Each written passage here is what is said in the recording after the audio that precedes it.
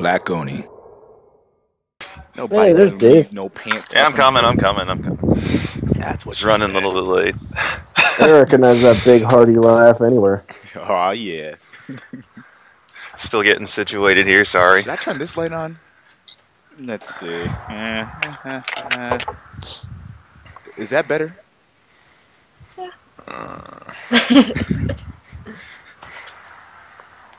Okay. Wearing my Keep Boston Strong t-shirt today. I'm all Hell set. yeah. Awesome. That is great. Okay. So, we are going to start in 3, 2, 1. Hey. Everyone at home on YouTube and on iTunes, you are now listening to the Black Oni Podcast. I am your host, JBlaze06, and I am joined today by 3 lovely guests, regulars if you will. I will let them introduce themselves. One of them is Miss Shazane. Hi. One of them is Mr. Yager. Hello. And the other I had to follow her up. Soil, a.k.a. Soad. Hey. And we have a feature-packed episode. No, it's a fup-exode for you guys. I'm so excited because we went on a little bit of a hiatus on the podcast. There was just a bunch of stuff going on. If you guys saw me at Rhode Island Comic Con, yay to that. If you saw me at New York Comic Con, yay to that. If you saw me at HeroBot Comic Con, yay to that. I've been all over the place. I've been trying to get stuff done for myself, for clients, for the Black Oni channel. Davey had his first article written for the Black Oni blog. So generated a lot of interesting conversations on the internet. It was awesome. There's so much to talk about. I'm just gonna jump right into it. So our icebreaker is your favorite game franchise more based on realism or fantasy?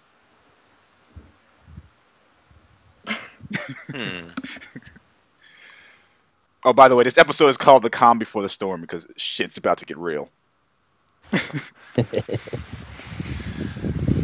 I'll go first. I know. I want to see how someone else answers this question first before I go. So go ahead, man. So I have a bunch of franchises that are my favorite franchises ever. Amongst them are Metal Gear, Mass Effect, and Onimusha. Those are my favorite game series ever. Now, of course, Metal Gear is my ultimate favorite. So it's based on realism, but it has elements of fantasy in it. Mm-hmm. So that's kind of a cheating answer, I guess. I'm not sure. But it's based on realism, and it's a loosely realism. So that's my answer. I love the game franchise so much. I love the fact that they blend fantasy elements in there. There's like psychonesis, elements in there, and there's like, what's the word I'm looking for? Telekinesis? Well, no, I mean like there's like not magical stuff.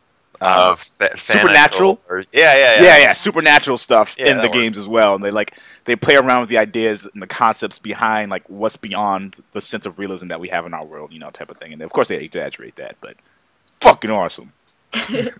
So, wait, then is it more realism or more fantasy that you look for? Because like the way you ask the question, it's like, do you want it to be more realistic, or does more fantasy help it, or? Yeah, it's a tricky question. It's one of the reasons why I asked the question is because I was having a conversation with someone who was following me on YouTube, and they were they were saying like they like playing games that are all like fantasy based. Like that's why she liked Killer is Dead and stuff like that, because it's just all crazy over the top shit. She doesn't want to play realistic stuff. And I thought about it, and I was like, I love realistic games, but at the same time, I kind of agree with her. Like I really like the games that really take the idea of like something real and like completely transforming it to something that's a little bit less recognizable, so it always catches you off guard. Yeah. So it's a hard question for me to answer because like, I mean, I guess I like the stuff that's more fantasy based. Yeah. Yeah. Yeah. See, I'm the same way. I tend to go towards stuff that are more fantasy-like because I feel like realism can get a little bit boring after a while. Mm-hmm. But I like the fantasy games that have like a realistic twist to it. Not so much like what you can actually do in the game to be realistic, but more so like Skyrim, okay, like it's a fantasy game. It's like a role playing game, but it's very realistic, graphics wise. You know, you can still tell it's obviously animated, but Yeah. there is that hint of realism in that. That I like it. I feel like it brings it to a whole different level. Yeah, I agree. I mean, I guess franchise-wise, it made me think of two things. Either Max Payne, that always comes to mind first. It's still my avatar now. Yeah. And realism does help it. It does, like, steer that series forward. More bullets, more realistic there. I mean, but at the same time, you're slowing down in motion. You're, like, shooting like this all over the place. I mean, it's got a little bit more fantasy in there, too. But I'd say over the years, I've noticed that. I can tell where all the bullets are hitting someone in the body or getting someone in the face, and the particle matter goes all over the board behind him and stuff like that. Yeah.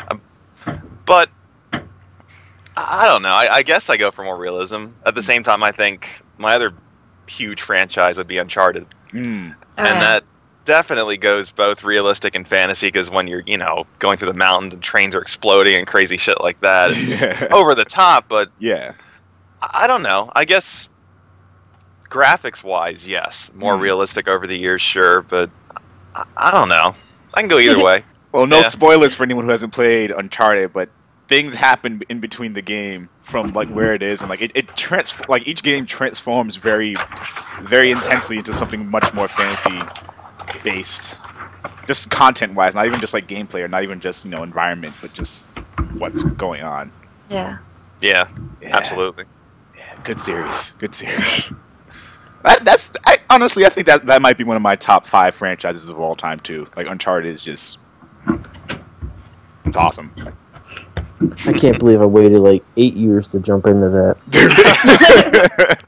What a fucking loser. What about you? What do you lean more towards? Well, my favorite franchise is the Souls, and it is actually a realistic experience based on fantasy. Yeah. I read an interview with Miyazaki, and when he was younger, he loved mythological tales, like King Arthur, the Tales of Grimm. But he always hit this barrier in language because they were always translated into English and other languages kind of akin to that. So he would always hit this barrier where he couldn't keep going, and he would make it up. And that's actually how a lot of the lore and stuff came to be in Dark Souls and Demon Souls. That's fucking cool. Yeah, it's really cool. Like, a lot of the stuff is in the games is stuff that he made up to fill in the blanks from real tales. So I guess my favorite series is actually kind of a combination of both. Yeah. Yeah. Damn, all right. Yeah, it just got deep, right? I was like, oh, fuck, all right. But if I had to pick one, I would go fantasy, like over-the-top action. Like, I play games to escape, real life, like having a job and stuff. Like, I don't want to play Grand Theft Auto to go play golf. I want to play, like, Grand Theft Auto to go on a spree, Yeah. So I definitely lean towards fantasy, like, over the top. That's legit. I can relate to that. Now, oh wait, sorry. Is Capcom in more financial trouble than we initially thought? Does it deserve to go under? My question. Now they're the makers of Resident Evil, right? Yep. And Dead Rising, Okay. I believe, right? Yeah. I mean, I know the company is in a big financial burden because they can't even make, a simple game at this point. They're in a very big financial burden. But yeah, oh my god, don't even get me started with that. But I have to say that, like, the original Resident Evils, that was the first game that I have ever played. So I do have, like, a personal tie with that. But, like, I just feel like the company has abandoned the roots that made them successful to begin with. And now they're in trouble.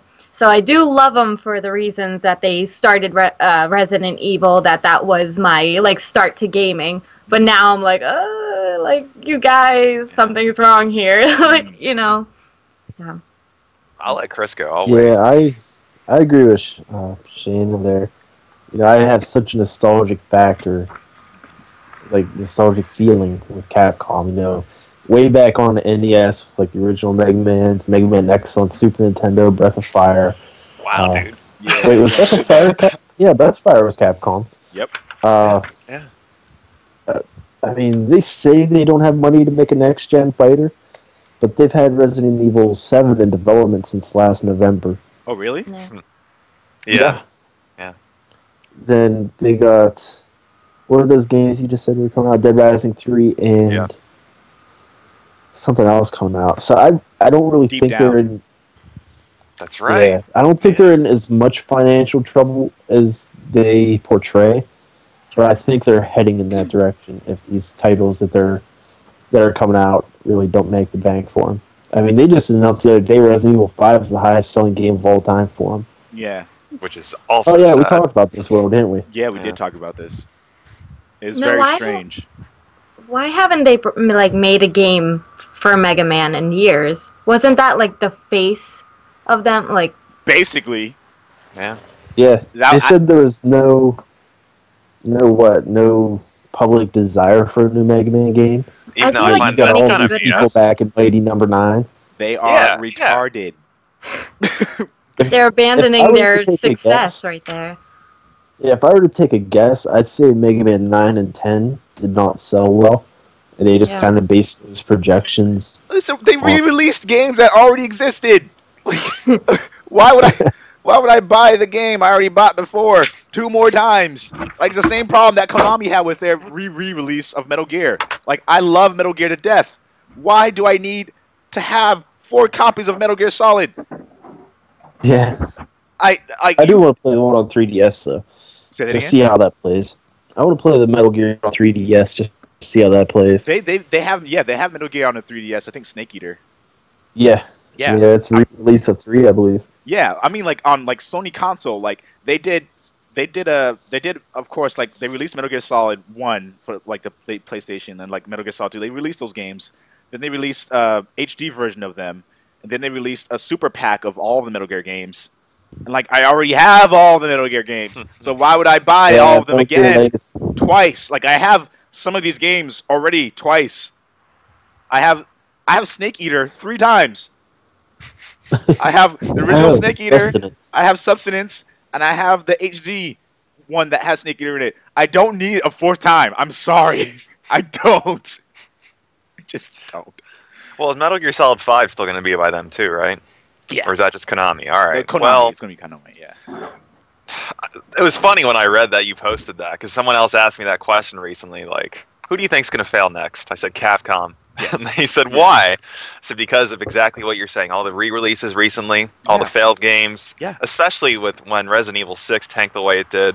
Yeah, they put so much financial pressure on themselves to make that sell more just by giving it high production values. Right. If the game isn't that fun to people, like, I'm sorry, I said it once and I'll say it again. There's no reason why I need to shoot a zombie in the head 3 times. Or more. Or Yeah. more.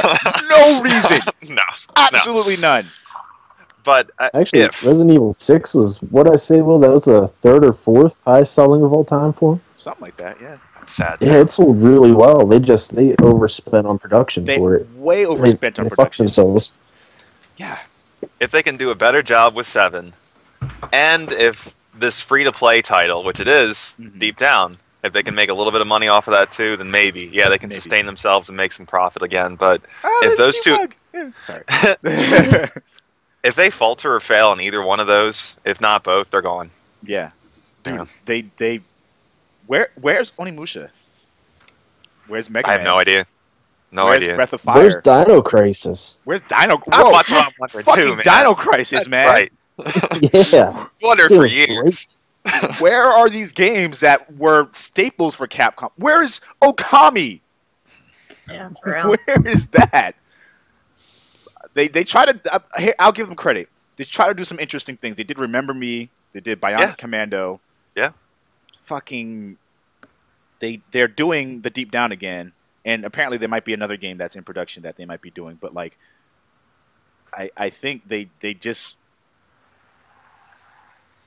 they don't get it. Well, Like, the games that people want, the games that fans want. Like, yeah, that too. we can't Dead play Rising 3. Dead I gotta Rising 3. That's It's a launch title. It's one of the big ones for them. I guarantee you that half the Xbox One people, the ones that are standing They in will- line day one, they will yeah. buy it. Yes. That's got to be one of theirs. Yeah. What else is there? But I'm Yeah, confused that as game's to getting why they pretty made that shit. exclusive to Xbox One, knowing that the PS4 is so widely popular. I don't know. Like maybe Maybe Microsoft, Microsoft paid them. Yeah, that will Yeah. be what saves Yeah. them. That will be what saves them. I tell you, man, I really want Dead Rising 3. Yeah, you do. I really Nothing makes me happier than equipping a boxing glove full of knives and punching zombies while wearing a banana hammock and a tutu. I mean, that just makes my day. And then the best part is that your outfit and everything always carries over into the CGIs. Yeah. So, like cool. Dead Rising 2, I'm trying to have a serious conversation with my daughter while wearing a Lego helmet and wearing a tutu while riding a tricycle. It's like, don't worry, I'll get your Zombrets. You'll make it. Bring, bring. I'm more interested in the series now that they've showed what 3 is capable of doing. But Yeah. I mean, Yeah, it has an astronaut with a jetpack. yeah. Well, they got that from Metal Gear Solid 3. I just want to put that out there. Yeah. Metal Gear. That's Maybe it's 'cause a that's what homage. sold that game. Fucking Metal Gear Solid 3 was so good. I'm going to do the rest of the podcast in Solid Snake's voice. This is how it's going to go. The next part of the gaming news is Xbox 180s again on disclosing personal information about consumers to external parties based on Connect. Oh my god, don't even. Oh, I hate. There's an option in the. I I'm sorry. There's an option in the settings menu for that. Apparently, I'm sorry, but that's bullshit. That's bullshit to It's begin so- with. Well, here's the thing: is the option in the settings menu to turn it off or turn it on? I believe it's so you can turn it on. Okay, I believe it's so you can turn okay. it on. But that is the big Still, deciding factor what if behind it comes turned on already? that. No, that's what I'm saying. That's the question I was just asking. Like, if it comes turned on out of the box, that is bullshit. That is bullshit. Yeah. You could still disconnect the Connect, though. So, I mean, Yeah. you could still kind of Not chop the without head off connecting that. day one, I guess. Oh, do you yeah. need Well, your without a Connect day one patch, the console's not going to work connect at all. to the so. internet? Yeah, That's- exactly. Oh my god, just so many How does things that even wrong work? with this. We have this thing that you can buy, but it doesn't work Yeah. unless you're on the internet. Once Well, this- Sony's this kind of, month. Sony well, dicks. just to be fair, Sony's doing the same thing. You need a day one patch for them too to do But a lot of the the features. console will work without it. Yeah, Yeah. the console work. That's Yeah. just for like the Blu-ray player and stuff like Yeah. Which that. is dumb Yeah. also. That The doesn't actual make watch any fucking movies. sense. We're going to not have the Blu-ray player active until you connect to the internet. You, Like, you what need does a that give them? day one patch for anything. Though. It's just like standard for games and systems. Apparently now you need that day one patch, that mandatory install to make sure it works. It should have been installed already. But we're going to see it more, this whole cloud service streaming system, too. For system updates and all that stuff that's running in the background, it's going to be happening a lot more. Hopefully, we just won't notice it. Yeah. Hopefully. Yeah, that's... I'm That anxious comes to back. see how much, You got that article, too, right? yeah. The one about... all right, I'll let that one go. Yeah. It's... I'm anxious to Well, see I how think so. much, how often Sony's networking is going to be down. Because I mean, they seem to be down every 2 or 3 months to do maintenance. Yeah. Sony Network. I wonder how that's going to work out with PS4 in the cloud and Sony Network. Yeah, I'm not entirely sure. I haven't had any situation where I was gaming and it was down recently. Like I think the That's last true. time might have been in like April that I remember vividly. Like Now Sony's pretty good about it, though. I mean, if you're already signed on to the network and they go to do the maintenance, like they'll leave you on there. yeah, Absolutely. yeah, exactly. It's not like they give you the boot. All right, but yeah, I mean, I again, you know, if the thing that bothers me the most about that situation is they said that they aren't going to disclose information to third parties. They're not. How do we know? Yeah, but I'm saying this article, this video was clarification that they will do that. They can and will Right. do that. So it's like Yeah. they keep going back on their word, and that is what worries me the most about Microsoft. And there's another thing in here about that. It's like they keep like the whole debacle about like that user getting banned for showing his. I think is that in the news? Yeah, Is that in the- it yeah. is. Yeah. Wait, what? kind of All their right, fault. some guy got his Xbox One console. I think it was 1 week or 2 weeks early, Yep. and he was releasing all the details about it, like the specifications, about the dimensions, about how it works, startup time, stuff like that, just so you know. Yeah. And he's banned for life now. hmm Really? damn. Yeah. But Yeah. but they just did say that what's his name, Major Nelson did contact the person. He was like, hey, I understand this is what the situation is. I am going to, we're going to work with you to see if we can unban the console. Good. Yeah, and Sony went out right out, and they were like, we're not going to ban you if you get your console early. Because they're already giving them out for free early. Right. Come on. Right. So Sony was very just like, hey, if you get it early and you start, doing shit online, that's your own business. Oh my Yeah. gosh. Yeah. Microsoft as a corporation, their PR sucks, but that Major Nelson guy, everything I've read, he's a pretty stand-up guy. He's a Yeah. good rep, from what I understand. As good as they're going to get. I'll put it that Mhm. way. Yeah, All right. he's a pretty good guy. Well, I'm glad that he won't. They're at least not going to try and ban him for life. That's just messed up because that's what they Yeah. first said when I read Yeah. that. Yeah, no, he was He was perma done. banned. Yeah. All right. That shit cray. Yeah. Go sit in the corner. You talked about us. So another thing that we touched on a little bit already is Sony adding MP3 and DNLA back into the PS4. Now, again, we already discussed a little bit how consoles, like, they took shit out and they didn't have it already in the system while it's launched. Like, why is that even a thing? Why was it not in there in the first place? Like, what is it costing them to have that feature implemented? Like, Maybe even though it's- most people don't use the feature that much, I don't know. what does it do for them to not have it? Especially if they can very quickly say, okay, we'll put it in there. What I'm waiting to hear is if they're gonna have like some sort of like future YouTube support for video sharing. I heard that that's a possibility in the future, so I'd be excited for that. But They did say that Yeah. it's something that they will do. And during an interview, Mark Cerny let it slip. I don't know if you guys caught that. He was talking about it in an interview. He was like, yeah, you can share your content onto... It might have been a fluke. He might have said it by accident, but he said Ustream, Twitch, YouTube. This is all stuff that we're going to true. make sure that we're providing for our loyal customer fan base or whatever. I don't remember what his exact wording was, but he said YouTube in there. So I'm like, confirmed. I mean, You might not- yeah, it could have been a slip, but I'm pretty sure there's no way that they, like, okay, my brain is everywhere because there's just so much shit going on in the next gen to be excited about, especially. But Microsoft, there was an article that clarified how the system's going to work for uploading video onto Microsoft service, and it said you're only going to be able to see it if you're on Xbox. So if you're on your computer and you Shitty. try to go into whatever, not Ustream, Twitch. If you try to go into Twitch and look at past broadcasts, like, you can't do it unless you're on the Xbox app on your Xbox. oh. So That's kind of dumb. yeah, it's kind of interesting. Lame. So is Sony going to do the same thing? Are they going to restrict it only to using it on PS4, or is it going to be something that you can? I don't know. I don't know. It's We'll just have to wait and see. Yeah, that's awful. That's like segregation, dividing an already divided gaming community amongst the Yeah. consoles. yeah, that's a bad idea. That's just further Yeah. driving a wedge. And, like, how is Twitch and YouTube going to handle all of the bandwidth going in and out? YouTube can't even handle their comment section, let alone that. Shayna for the win. Boom! Seriously, I'm gonna email you an extremely useful plugin that I got for Google Chrome. It's an extension. It basically, like, all the problems I had with YouTube, because, like, YouTube changed the way that they stream their content, and so Yeah. like they'll do like this dynamic streaming system where, like, it'll stream to a certain point, and then when it gets to that certain point, it'll rebuffer. Oh, true. Okay. Yeah, I fucking hate that. What YouTube used to do was, like, if you had the bandwidth, it would just keep Yeah. keep it going. But, Right. like, Yeah.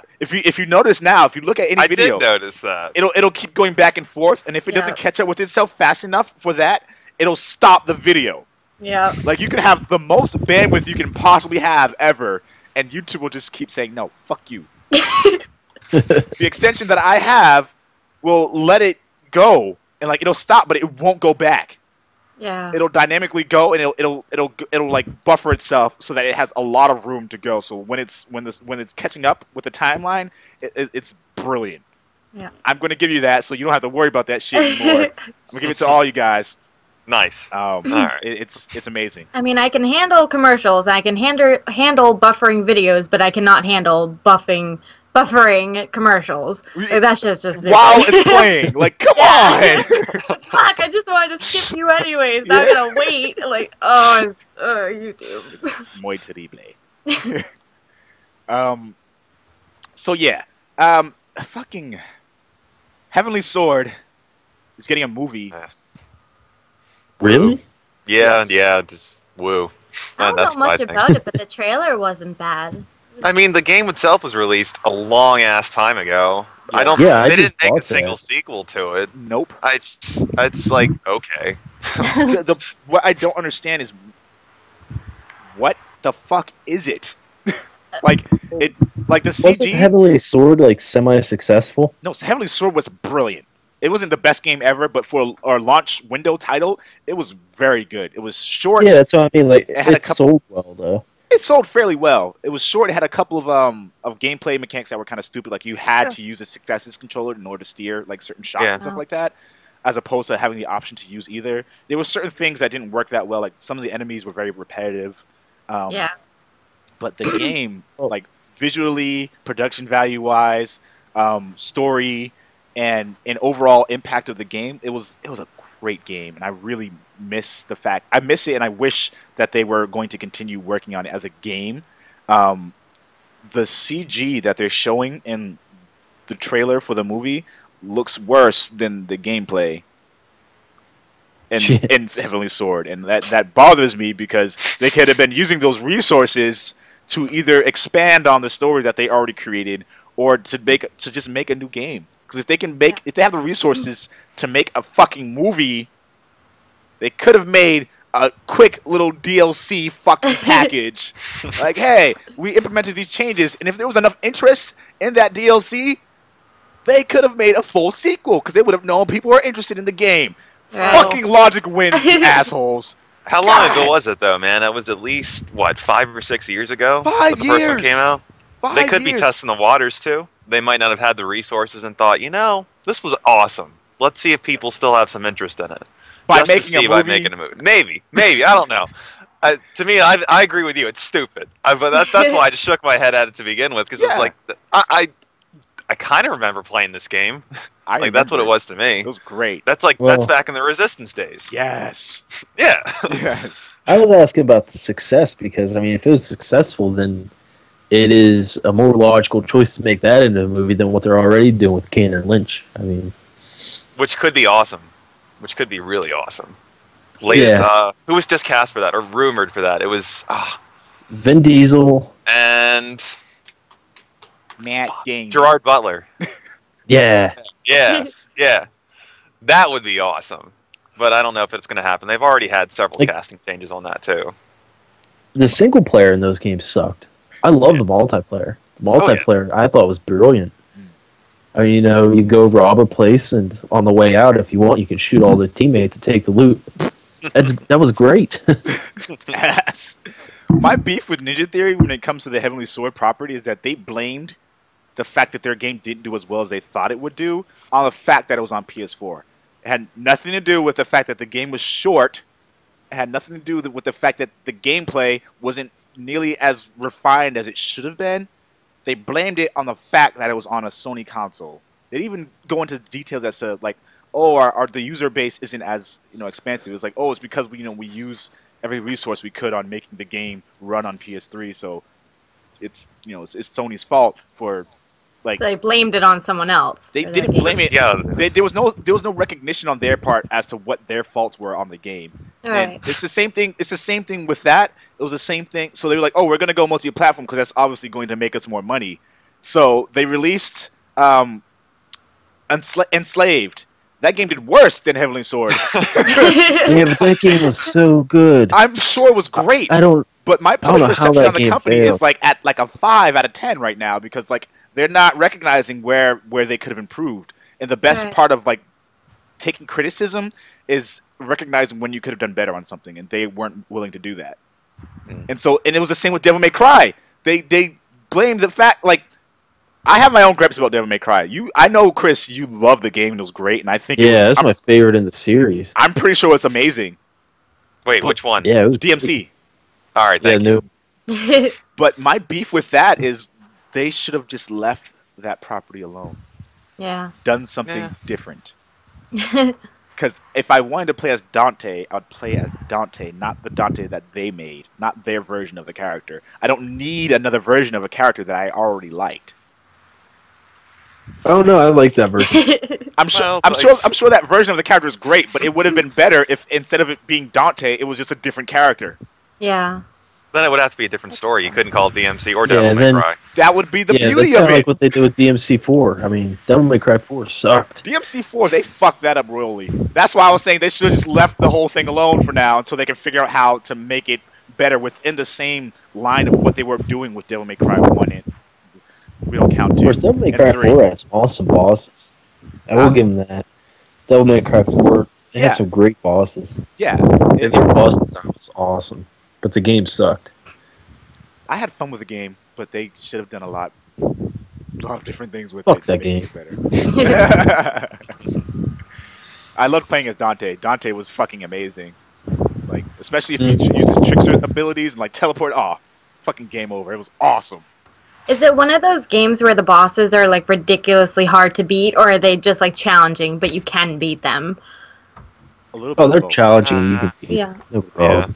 Yeah. I just hate games where you just have those bosses that, like, Will, you were talking about a game earlier where there's just, like, one part that you just cannot get past. I just hate games like that. Like, I like a challenge. Like, I can die maybe once or twice, but after the 10th time, I'm like, fuck this game, fuck gaming, like, I'm done. Don't play the Souls games. Do not buy a Souls game, Shane. Well, here's my thing with Capcom games. I think I've noticed this recently. They've been doing it for a while. They recycle their bosses a lot in each game. Yeah. Like Resident Evil Revelations had you fighting one boss 3 times. No, 4. They, like, get progressively harder or something. There was no progressively harder. Nothing? It was just there again. That's For stupid. no reason. I killed this bitch 2 times already. Why is she here again? I don't understand. Man, Final Fantasy is bad for that. Yeah. I love that game, but their bosses are very... Oh, yeah. At least they try to, like, the character got away, so it's okay because they escaped. Yeah, they're blah, like blah, blah. scurry. And You'll just find them later. Capcom games, they die. They literally disintegrate and they just appear again. Like, oh, hey, by the way, I'm here to fuck your day up. No reasoning, no explanation. They're just there again. That's that shit I don't like. Yes. So fucking Heavenly Sword is getting a movie instead of a sequel. Let's see what happens with that. The cloud servers, the Xbox One's cloud servers in specific, have to reboot mid-game.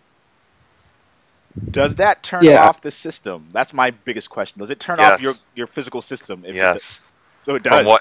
Depending if you sign up exclusively for these cloud servers so you can utilize their updates. So it can do it anytime you want it to. It will reboot your system, install the update, and then load the game back up again. While you're playing. Worst case scenario, say you're in a multiplayer match, you're winning, you're seconds from winning. System update. Your system has to shut down, reboot, install this update. And this isn't mandatory for all companies from what the article said, but if you utilize the service, it could happen and it will happen. That's what they said.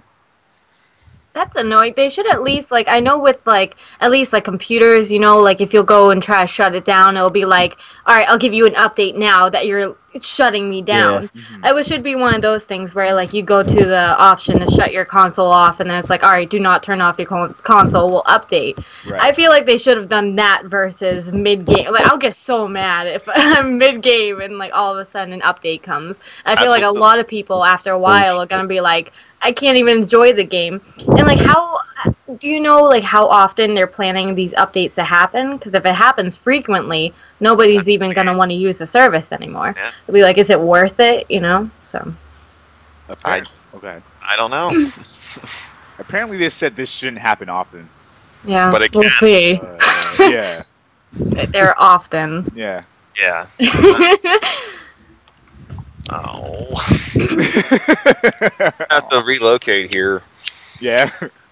Is it getting Is it windy? coming through, by the way? Can Little you hear bit. all that wind and stuff? All right, Yeah. this will Once be in a my last while. one, and I'll Yeah. move inside. Yeah. Sorry, guys. It's fine. That's all right. And so, yeah, I mean, I'm with you guys on that one. I think there's still a lot we don't know about this in terms of like how this will work out in real application, but Right. that sounds awful. Yeah. That That sounds scares me. dude. terrible. Yeah. So 20 dicks? 20 dicks, 40. 40, Yeah, 4D. this almost up to 50 for that, man. Imagine that.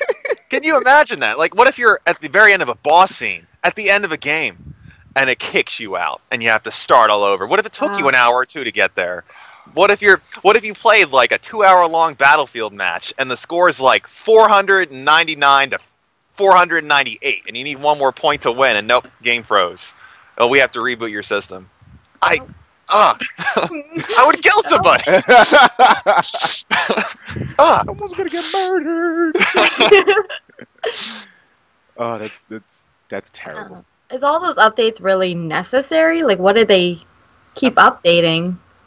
To keep it, keep the servers super active and improved and Fix stable bugs, and stuff like that. yeah, more people are actively on a server, so they have to increase their bandwidth and Yeah. increase where they're allocating certain bits of information. So I get it. They just Yeah. have to be very Strategic about it. strategic Yeah. and very vocal about how this will work in the real world application. And Right. if they did it like automatic updates for PlayStation Plus, where you can schedule what time, then sure, that Yeah, would be perfect. that'd be nice. But it sounds like it's more up to Microsoft's bidding at this point, and Yeah. that just scares me. Yeah. So we heard news that the PS4 is outselling the Xbox One in terms of pre-orders by a long shot. There was an article, and for G News, for example, was a GameStop manager talking about his store and the district stores and other stores within GameStop. And mind you, this is only GameStop we're talking about. So these are stores that mainly appeal to the very average consumer. Because I get all my games online from like Amazon or Newegg anyway, so whatever. So Fuck that. How can you wait to get a game? say that again, How can you wait to get a game? dude. I have This is Prime. I don't have to wait for shit. Ah. Oh, you still have to wait a day for it to ship. No, well, That's when like the game getting comes out, I late get looking release at date ship for shipping. an hour before you do it. I mean, that's awful. I couldn't do it. Like I have to work when games get released anyway, so I go to work and come home. My game's home. My game's there. Like I don't have to go anywhere to get it. It's just there. It's on. Yeah, I It's there guess on release it's date. like release day, but like Yeah. an older game or whatever that's been out. Yeah. Yeah, I don't know how you do that. I mean, you get better prices online. You get it shipped for free, Oh yeah. and fuck it. Yeah. Do you think this You know? trend? Do you think this trend will continue outside of just a few stores or just GameStop? Do you think it's a thing that's going on all throughout gaming? I don't know. There's always been battles between Xbox and PS4, and you got your die-hard Xbox, you got your die-hard PS4, and I just feel like maybe over the years, as more games are released for one specific console, those ratios might change, and people might go toward Xbox because more better games are coming out for that. I honestly feel like it depends on like what everybody is into. Like everybody's like, I love PS4, you should love PS4, instead of people actually buying the consoles and getting an opinion from themselves. Yeah. I just feel like they just kind of go with what's the word I'm trying to think of? Like what everybody is buying in a way. Yeah. Yeah, no, I hear you. I think word of mouth is one of the most powerful things you can have within the gaming community. And if you have a bunch of people that who are not getting the Xbox One but are getting the PS4, and you want to play with them, you will buy a PS4. To play with them. Right. So yeah. So. And from one of the topics for next week's podcast, you guys at home, we're going to schedule a podcast to go live on Saturday morning. I think at maybe 11 o'clock, and we're going to live stream it because there's gonna be a bunch of people on this podcast. Like there's gonna be more than 4 people, so I might as well just fucking live stream it and have it go directly to YouTube because that's fucking awesome that you can do that. and from what I'm seeing for like the launch lineup versus the lineup of games coming out over the long run, it's gonna get really interesting. and that's going to be actually one of our next topics of discussion after. But I personally think if PS4 can keep up the momentum that they have, especially with Second Son coming out January, I think, or some shit like that. Quarter one, March or Yeah. February. Yeah.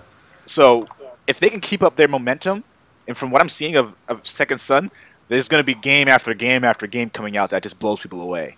Yeah. Well, then give Microsoft credit. I'll keep giving them bones too. I will. Yeah. Titanfall. I'm gonna keep saying it. Titanfall. Yeah. If it can run on the. Yeah, Titanfall's gonna destroy shit. Yeah, it's gonna be a heavy hitter. Look, that site I work for on the side, like Pixelbit, I've had a couple guys that got hands on with Titanfall, and they said they can't look at any other shooter the same. I mean, it is awesome.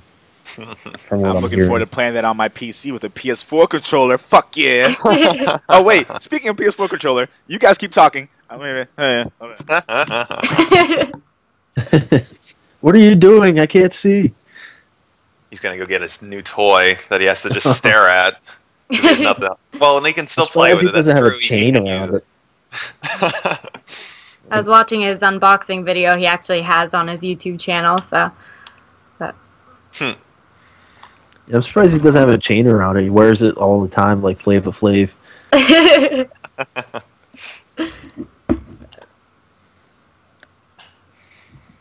Gosh, how many days? Kissing it. Comes back. He's hiding it. Are you rubbing it on your ass? Don't get it stuck up there, sir. Oh, he pulled it out. Oh, that's all right. Oh, it's gonna be stanky. Ew, are you sitting on it? Oh, thank God.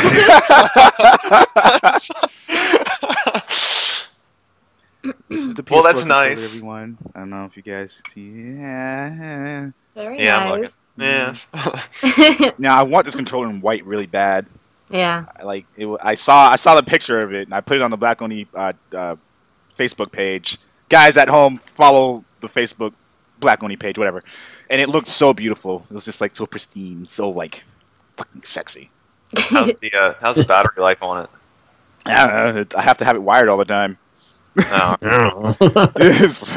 Fuck if I know. I mean, if beats me, but I like to hold it. yeah, I like, and I you can play stuff with it. So I can play PC. I haven't played PC games with it yet, but I've played Call of Duty with it so far, and it's brilliant. It's great. Yeah. Is it like that for all controllers? And they have to be wired to play on another device. You can't use them wirelessly. I don't know. I mean, I haven't tried it on PC, so I don't know if it has to be wired in order for you to use it. But I Have think you tried it on a 360? I don't have a 360. Oh, you gotta know somebody that has one. I have one. I thought I read She has somewhere one. that PS4 controllers work on a 360. You have to use an adapter. That's Yeah. still pretty cool, though. Oh, It's great. weird, Yeah. but Yeah, Check it's out my very new cool with Xbox controllers, 360 so- controller. multiversal. Nice. Is that the one with like the rotating D-pad thing? No, it's just. Oh, okay. Yeah. All right. There we go. Either way, the 360 controller is a damn good controller. Either way. Yeah. Actually, literally right before this podcast, I just set up a new station for my Xbox. So I got now my computer here, and then my laptop is over there, and now I got a big TV here with my Xbox. Like, hell yeah! Nice. Your game room is complete. Yeah. Very cool. But you guys saw my setup. I sent you pictures. Yeah, you did. You also Mhm. sent pictures of other things, if you catch my meaning. Yeah. I'm sure you can find pictures of me naked online. I thought it would have been a great idea. By the way, this is just totally off topic. A great idea, but I would never do this. To just be like, hey, just found there's a picture of my dick online. Shout out goes to whoever finds it first. And just see how many people look for a picture of my dick. I'm like, It's that'd like be on awesome. the top Google search trends. Yes. They're like, is this it? Go to Is this Yahoo. it? Like, top nope. trend. It would just be the best thing to do ever, but it would be awful. Because if my dick did find itself on the internet and someone found it, I would be really upset. I'm just gonna go on Google and search like Will's Willy.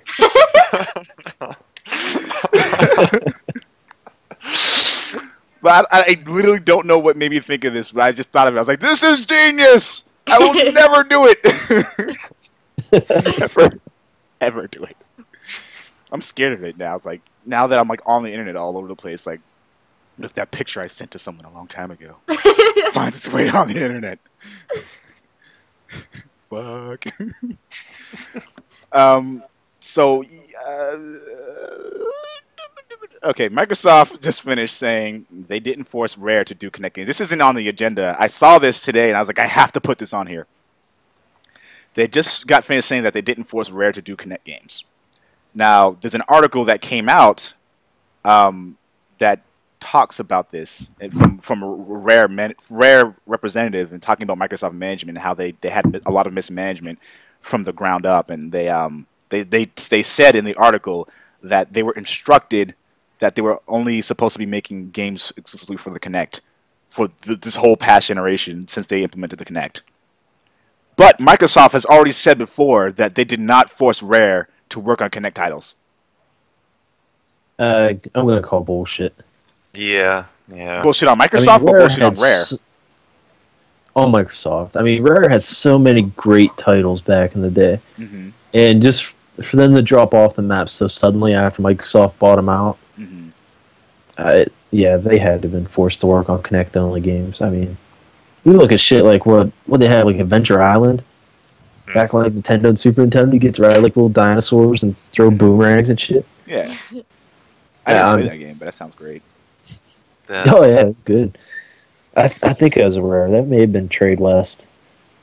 But still, I mean, well, what was it? They did Perfect Dark Zero. They did do Perfect Dark Zero. They did Banjo-Kazooie. Yeah, I was gonna say Banjo-Kazooie. Did they do Nuts and Bolts Banjo-Kazooie? I don't know. Must have. They had to do the sequel. Yeah, because that was a Xbox exclusive. Nuts and Bolts is a fantastic game. If you guys have never played it. What game? Banjo-Kazooie's Nuts and Bolts. Oh. 360 exclusive. Yeah. Yeah. Yeah, it's like it's pretty much developed by Rare and Microsoft Game Studios. Yeah. Yeah, it's like a racing driving game, but they give you full control over your vehicle and like how you want to make it. Like you make it from the ground up. That's pretty cool. If you wanted to make like a car, you can make a car. You could. It's essentially like Legos. Like you could build a truck if you wanted. You could just say fuck it and just build an airplane. Fuck you guys. You could do whatever you wanted to on that game. That's pretty. It was awesome. That is pretty excellent. I mean, I heard good things about the game. I heard it wasn't bad. It wasn't what people expected it was going to be, though, in terms of like, Banjo-Kazooie title. Yeah, I fully see where they come from with that too. But overall, though, the game was really cool. All right, we are going to jump right into the next section, gaming. Now, what have you guys been playing this week? If you would like to give a quick review of it, then you are more than welcome to do so. If you're watching the podcast on my channel, you know that I started 2 new series this week. Both are actually like puzzle games, kind of. They're indie games you can find on Steam. It's Lily Looking Through and The Inner World. They're both pretty good games, but I actually just bought my boyfriend GTA 5, so I finally got my hands on playing that. So I've been kind of addicted to playing that a little bit this week. So those are what I've been playing. And would you recommend that game to people?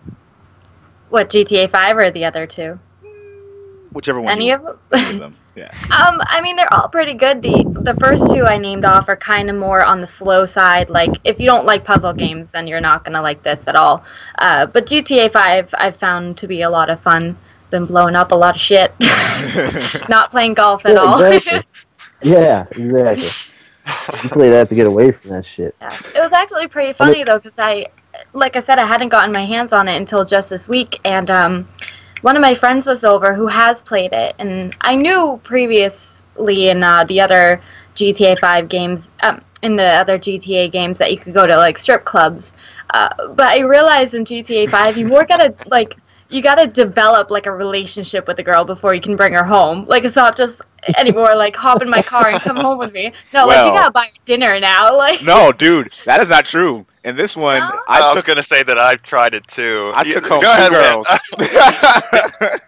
I went to a strip club. I used my hands to extreme effectiveness, and I took them home. I was very smooth in GTA. Maybe you're better at that than I am then, because I cannot get them in my car. Shit, I'm you offering need to work on stickers, picking up girls.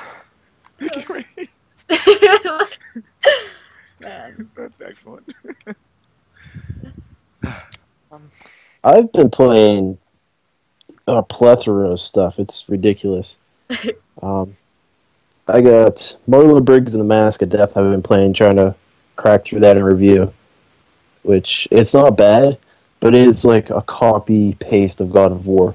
Except instead of being like this badass guy who stabs and rips off fingernails, you're actually like this big hulking black guy who's really nice.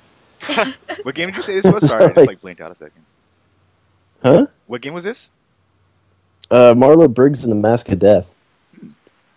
Never heard of that. Yeah. I need that. Yeah, it's a Xbox Live Arcade title and it's on Steam.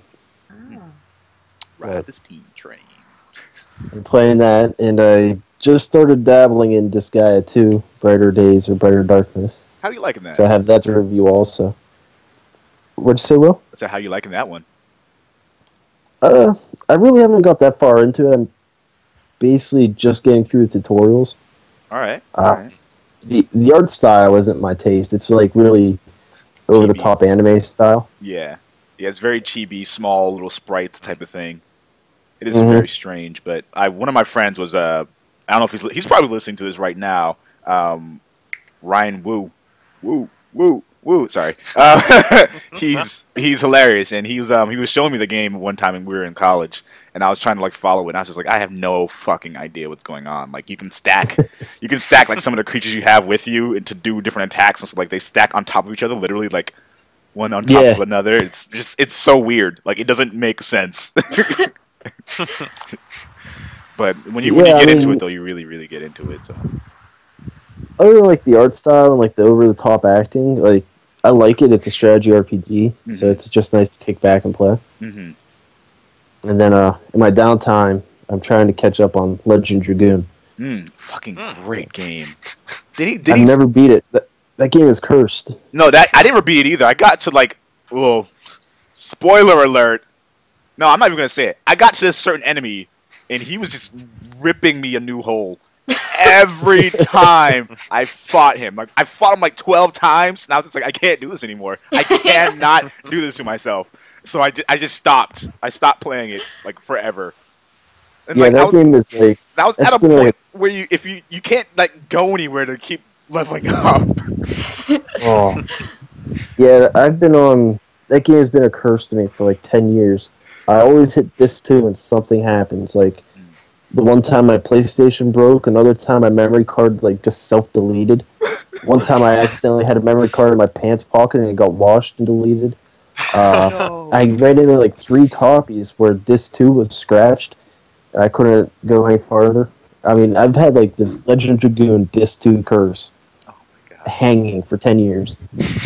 And I'm just about ready to hit disc 3. Dude, they need to... Of course, as I say that, my son soaked the PSP in juice the other day. But it still works, so I think the curse may be broken here. Oh my god. What the fuck? Cooper! I know, right?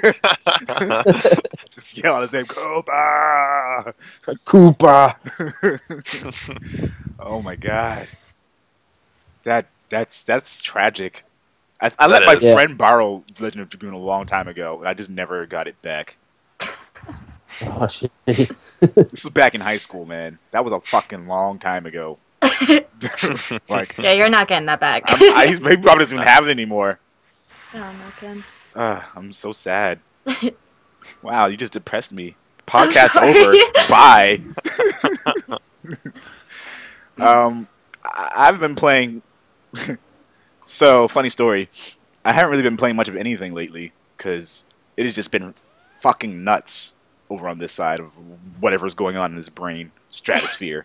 Like, I've been doing projects for people. Like, I'm trying to finish a contest piece that has to be done today. I have to take care of myself. I have to go to work. I have to try to keep Black Oni running. I have to try to figure out what the fuck they're doing with this PAX East shit.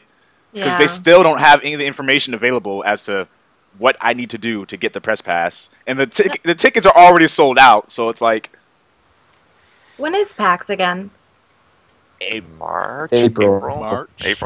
Damn. April 11th through 13th. What he said, whoever he is on the screen. And so far, Will, it looks like I'll probably be coming over. Fuck yeah. Gonna I have would a make like that big 7.5 hour drive. Black Oni podcast reunion or union, Yeah, whatever. Whatever. Bonies. Bonies. If you want to be a bony, everyone, you hit that subscribe button and the like button and you comment and shit. Oh my god, the fucking YouTube comment section though. Oh my I'm a god, bony. I can't get over Can we it. talk about that for a second though? Hey. Yeah, like It's what's up just with that? I heard you guys talking broken, about that. It is I just people are just posting heinous shit up. That's what you guys are Yeah. talking about. nah. Well, that It's just- too. well, But that always happens, but but like it's not as big of a deal for me because like I've already had my Google Plus profile linked up with my YouTube file. So like the only good thing that has come out of this is if I am on mobile, I can respond to messages using Google Plus.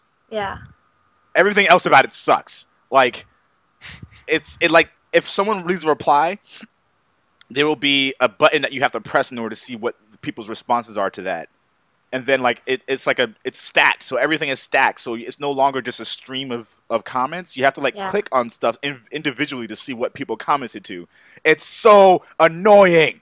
yeah. And like there are all these people who Yeah, are just I making their don't- names like it's like, oh, you have to use your real name now for YouTube comments. I hate Google Plus. I'm sorry, but like every time I leave a comment, that little screen pops up and it's like, would you like to change to use your full name? And I'm like, how many No! times do I have to tell No, you no? screw that. Like Google Plus, leave me alone. Like I'm on YouTube, not I can't stand it. I despise Google Plus. I Yeah, hate it seems like a cop out, like Google Plus trying to come up to like this, like the level of Facebook. Yeah. You know what I What mean? though? Not Like gonna It's like happen. you have to use this to use YouTube, they don't or need to you're do that. fucked. It is ruining everything. Yeah. Ruined. Yeah, there's no top comments or anything anymore, is there? What? It's I just haven't it's seen just crap. Like apparently there are Yeah. people who are making their real names like Jesus and Hitler and fucking Obama. So like, Wow. Boogie I don't remember his numbers, but Boogie he was doing a rage 2988. video. Yeah, 2988. He was doing a rage video. He was like, unless Hitler or Obama is commenting on my page, I do not think that is them. This is fucking retarded. It was the best thing ever. It was amazing, and I was like, he raises a good point. People are going to fuck with each other because of this Yeah. now, and like you can draw stuff in the comment section now. Yeah, I So- see a lot of that. Yeah, What? and most of the time you will see a lot of dicks. How does that even work? Yeah. You'll I was see gonna a say, it's lot gotta of be dicks. polluted with It's dicks. just dick, dick, dick, dick, dick, dick, dick, dick, dick, dick, dick. It's like Man, it's like going to work for me. it's like going back to Microsoft, man. Those 20 dicks. Yep. 20 dicks. Now I 4 was thinking about that the other No, day, it's though, 40. Will. It's 40. 40 You dicks. realize, 4D. like, Yeah. my greatest contribution to the Boney is 20 dicks. I'm like, come on. It is unforgettable. Everyone who has listened to that episode will remember Microsoft by the 20 dicks analogy. That is legit. Yeah, that's probably why I didn't get an Xbox One for that contest. Dude, Fuck. all right, before we're like getting far off track a little bit here. It's so funny. I'll save it for later. Fuck it. I'm gonna say the game I was playing before I was not doing work and shit. Whatever. Batman Arkham Origins. I love the game. If you loved Arkham City and Arkham Asylum, I mean, it is more of the same. It does have that kind of like thing that Call of Duty has, where it's like it's either too much the same or too much different. People are going to be upset about it. I'm not going to be upset about it because it's fucking Batman, and the characters are really awesome. Batman totally doesn't give a fuck at all in this game. Like 0 fucks are given. And he like in the other Batman games, like he'll beat someone's ass, but then he's not so bad about it. In this one, he's like, no, fuck you. I'm gonna hold you upside down with one arm. I'm gonna grab you and fucking bitch slap you. Like he doesn't care. He is like Then he rough around goes the home and edges. kicks a puppy. Yeah, right. He's rough around the edges. Like he's not as refined as he is in the later games, and he's totally brutal. And I love kind of his attitude in this game because he's just like 0 patience. And, you know, I've been waiting for them to make a Spider-Man game, like a refined version of that combat. Yeah, Yeah. yeah. That would be so awesome. Like the way Spider-Man moves and he bends, like he'll go backwards, flip up on a finger, and kick somebody in the face. I mean, they tried it in the Amazing Spider-Man. That combat system, it's not as fluid. Yeah. But Oh God, they need to do that. They tried. Oh gosh, that's right, Will. Hotline Miami. Oh. I'm playing that recently. It's good.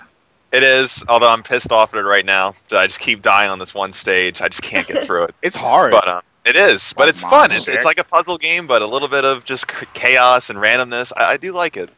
That and practicing Battlefield 3, current gen. I'm not getting current gen Battlefield 4. I'm just waiting patiently, very patiently. 5 more days. 5 more days, man. You can do it. You can do. I'm like freaking the fuck out. I I called Target today because I was like, oh, maybe I should just go get my games early. No, you shouldn't. Well, here's the thing. Target is holding a buy 2 get 1 free sale on all of their video games.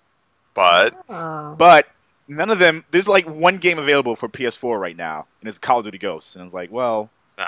I can't take advantage of the deal if I try to get them now, so I have to wait until Friday. And like, even though I can't do anything with the game until the PS4 comes out, I just want the game now, so I don't have to fucking worry about it. Fucking So do I, man. And I don't know. I was looking at it too. I mean, Battlefield doesn't come out till Friday. At least that's what the site was saying. Yeah. So, but the deal lasts, I think, till the 16th. Sunday. Yeah.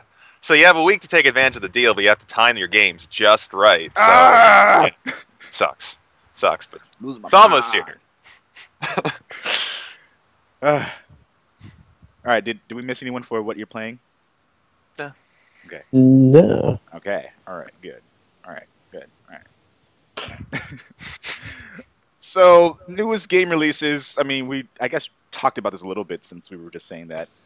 Call of Duty Ghosts, Battlefield 4, Assassin's Creed 4, Blood Knights, Skylanders Swap Force, Batman Arkham Origins, Disgaea 2. I don't know.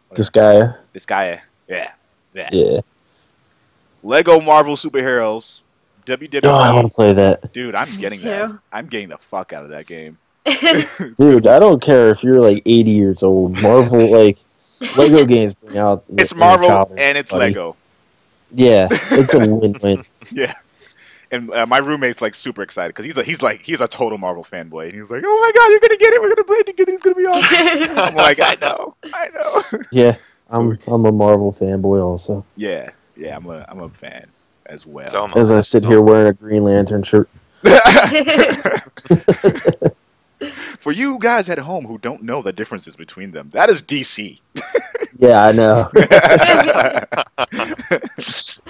I like Green Lantern. He's fucking cool. He's pretty cool. But fucking Batman though, fuck man. I wish he was on Marvel so I can say like everything Marvel. But you know, DC needs something to really push them over the edge because Yeah.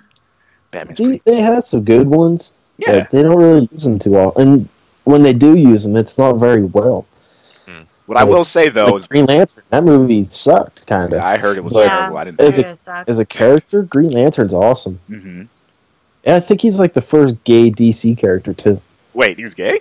I didn't know that. Yeah, I didn't know that either. New news Well, to there was me. there were yeah, right. Sir? There are several Green Lanterns though. So which one are we talking about? How? Okay. Look what I'm doing with my fingers. Sorry. I had caffeine today. I mentioned. There's a bunch of games that are coming out / have come out. Apparently Skylanders is upset at the next generation because they didn't sell as well as they thought they were going to sell. Yeah. And it's like, guys, I mean, You expect everybody got that shit current gen. yeah, make your shit on next gen and you won't have that problem. Boom. I haven't been able to play any of the games, but I did a little bit of research on Ghosts because I wanted to get it. But like I heard that I'm not a big fan of big maps, but I heard that they have quite a bit of big maps that you can play. Like they're good, but like I find when I play Call of Duty or whatever with big maps, at least I find myself drifting a lot, and then I'll end up like in one part of the map, not near anybody. When I'm trying to find all the players, I just can't because it's too big. Yeah. So I don't like that. And I also heard that like the spawn system isn't great, so you're gonna get like shot in the back a lot. Like you don't have a lot of reaction time, so you end up dying a lot. Just because it is kind of annoying in itself. But I mean, I like the Call of Duty games. Don't get me wrong. I'm not like ragging on anything, but I feel like already there's a few things that maybe they could have fixed. But well, you and You, I'm Will, waiting you for and it. Jordan I'm waiting for had it. this long conversation about Battlefield and Call of It Duty. was such a good conversation. It was. I read the whole thing. It was Oh, awesome. did you really? Yeah, I did. I woke up. It's like my phone went off like 20 fucking times last night. And I woke up. I was like, "What the hell happened last night?" And I was reading all this. Like, "Oh my gosh, he's right. He's right."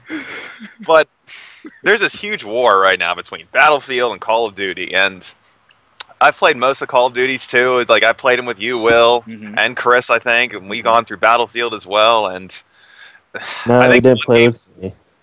oh, I'm sorry, I didn't Chris. start playing PlayStation till this year. Well, no, Last I of Us, did that was play it, fucking but good times, man. We need to get back on that shit. I did play it, but it was like early exclusives, like Yeah. Demon Souls. I played the shit out of Demon Souls when I got it. But I find that for the majority of the part, year after year, we see, and this is where the conversation got good, we see the same fucking thing every damn year with Call of Duty. The same thing. Even if it's just a little bit different map or new weapons or new perks, but they're the same perks. They're just tweaked a little bit. Right. And I'm already hearing the same issues with spawns, like you said. How many damn times does that happen to us, man? Yep. Like even in a regular room, not even a hardcore room, where you Yeah. spawn, die, spawn, Yeah. die, spawn, die, and Obnoxious. it's really, Yeah, really that's always patched out. Yeah. hopefully. But I mean, with Call of Duty, I found the same thing. And then when you also being noted in Call of Duty, you can be on the other side of the map with a pistol or an SMG and be like, "Oh, headshot, oh, headshot," from the other side of the map. No, To be fair, if someone shot me from the other side of the map in real life with a pistol, I'm pretty sure I'd die. Pretty sure it would either hurt a lot or I'd die. but to You me, guys missed the main thing that pisses me off in Call of Duty, and that is as soon as the fucking map starts, yeah. you look around and all of a sudden, dunk, dunk, dunk, dunk, dunk, dunk, like there's just a grenade laying at your foot. I'm like, serious? Yeah, They with have the gotten random- better about that. They have Every gotten much time. better about that. They deactivated grenades for like the first 5 or 10 seconds of the match. It's a little better. Yeah, no, I mean they've done that since But Black Ops still, 2, I think. you're not going to throw a grenade across a city. I know. That's It seems also like why it- I've liked Battlefield a lot more because of that. But it's also more bigger too. You have a lot more room to play, depending on the game mode that you play too. And I think that with the premium service they offered and the different game modes, it's a lot more variety. I feel, because every single round is different too. With the destructibility too, the massive vehicles, weapons, all-out warfare. I look at Call of Duty and I just kind of shake my head, just going, no. I don't want to spend $60 getting pissed off at little kids mastering the ins and outs of another game. I do have to admit, though, I was playing Call of Duty, and I was getting really bored, and I was in a team deathmatch, and, you have that countdown, that 3, 2, 1, so I'm like, 3, 2, 1. I was a team killer one time. I got booted off the game so fast, but I found it so funny. I was like, oh my god. Worth it. It was worth it. It really was. But. Well, I'll kind of summarize what my argument overall was about both Call of Duty and Battlefield. My sentiment right now is that I'm not really that interested in either of the games. I think I prefer more infantry-based combat, and a Battlefield is much more about, like, you can choose to have infantry-based scenarios and infantry-based game modes, but it's more about the combination of vehicles and infantry-based combat, and that's cool. Sometimes, not all game modes though. Not all game modes, but more often than not, since the maps are so large, if you're going Rush or Conquest, definitely. They provide you and they encourage you to use vehicles more so than running around, which is fine. It's not necessarily my cup of tea more so than just smaller, more focused based combat. But I understand where the excitement for massive battles going on. Like I get it. I'm just fatigued by it. I'm like. I feel like I can get a very enjoyable experience, same enjoyable experience, especially if you play on PC, that you would get, aside from changes to the gameplay mechanics and the core mechanics. So like the Levolution, for example, like that's something they added on top of that. The destructibility, like they added more places you can destroy things. Yeah. And essentially it comes down to the same thing. It's like it's still Battlefield. It's still the same experience that you've been getting since Battlefield. Better, but better. It's better. It's definitely better. And like Since my then- argument is Call of Duty games have gotten better as well. So like, there are people who do not like this new the new Call of Duty because they've made changes to the gameplay mechanics that they don't like. And to say that the game is the same every time would mean that you would think that this game is just as enjoyable as the last one. So Yeah. if it's not as enjoyable, that means it's not the same. Has That's there my been any death threats over the new Call of Duty? Because I remember the Yes. last one. They get death threats every When they time they made all change those changes. anything. They get things like, I'm going to go after your mother and rape her and kill her. Like, that's Oh the my problem with the God. gaming community is that, like, we get people who are just so adamant about keeping things a certain way. Yeah. It just blows my mind. They're babies. Yeah. It totally blows my mind. Little cry babies. I don't get it. It's, Yeah, I mean, I'll I just mean, if stick it's with the fun, Souls go with it. games. yeah. What I will say is Killzone and Blacklight Retribution. You can quote me on this right now. Those are going to be the games that I spend the majority of my online time on, and they're going to kick ass. Because I've played Blacklight on PC with the mouse and with the controller, and it is an excellent game. Ooh, good to Excellent hear. game. All right. And it's free. Free to It's play on launch, PC right? and on PS4. Right. What All game right. is Cool. it? This is called Blacklight Retribution. It has a gameplay mechanic where, the issue that a lot of people have is that they can't find people. They go so long throughout the match without finding people. Yeah. Everyone has this augmented reality set that they can put on. You just press a button and it'll go on, and you can't attack while you're doing that, but you can see where the enemy is, and everyone has this ability. What? It sounds like it doesn't work, and it sounds totally game breaking, but it's not, because Sounds you always know where, and it's a recharge rate, so it's very limited, and you have to and it recharges over time, so you always know which direction you need to go in to find people. You never have the issue of like going 5 minutes through a map, and the maps are fairly large. Yeah. And they have a bunch of different game types. Their weapon customization is insane, like Ghost Recon Future Soldier level of insanity when it comes to customization. All right. Just play it, like it. It is awesome. It is All right, very cool, good. Cool. Well, I know that's launch day PS4, and Warframe is too, right? I'm going to play the fuck out of that game. Have you tried that yet either? I have played it on PC, and it is not perfect, but it's a Okay. lot of fun. All right, Like, cool. I haven't cool. played with any of my friends yet either, so it's like if you play that with your friends, it's like game over. You're going to be on there for hours. Like, it's fucking. It's fun. It's like It lot looks of like games, a lot of fun. Yeah, a lot of games just forget about the fun factor in games, and like you can run around like fucking do jumping dives and shit, and like use your sword and slash people up, and you can unlock extra warframes, and then like you unlock different bits and pieces like cards to put on your deck. Like it's good. It's very good. Cool. All right, we're gonna move on to the next part of our discussion, the gaming news. All right. Yeah, I think that. I mean, they have what's that game? Killer Instinct. Killer Instinct is coming out, and that's developed by Rare, right? I thought they had a third party work on that. I'm Oh. not sure. Never mind. Killer Instinct Xbox. I almost typed in Xbone. I want a free copy of Killer Instinct.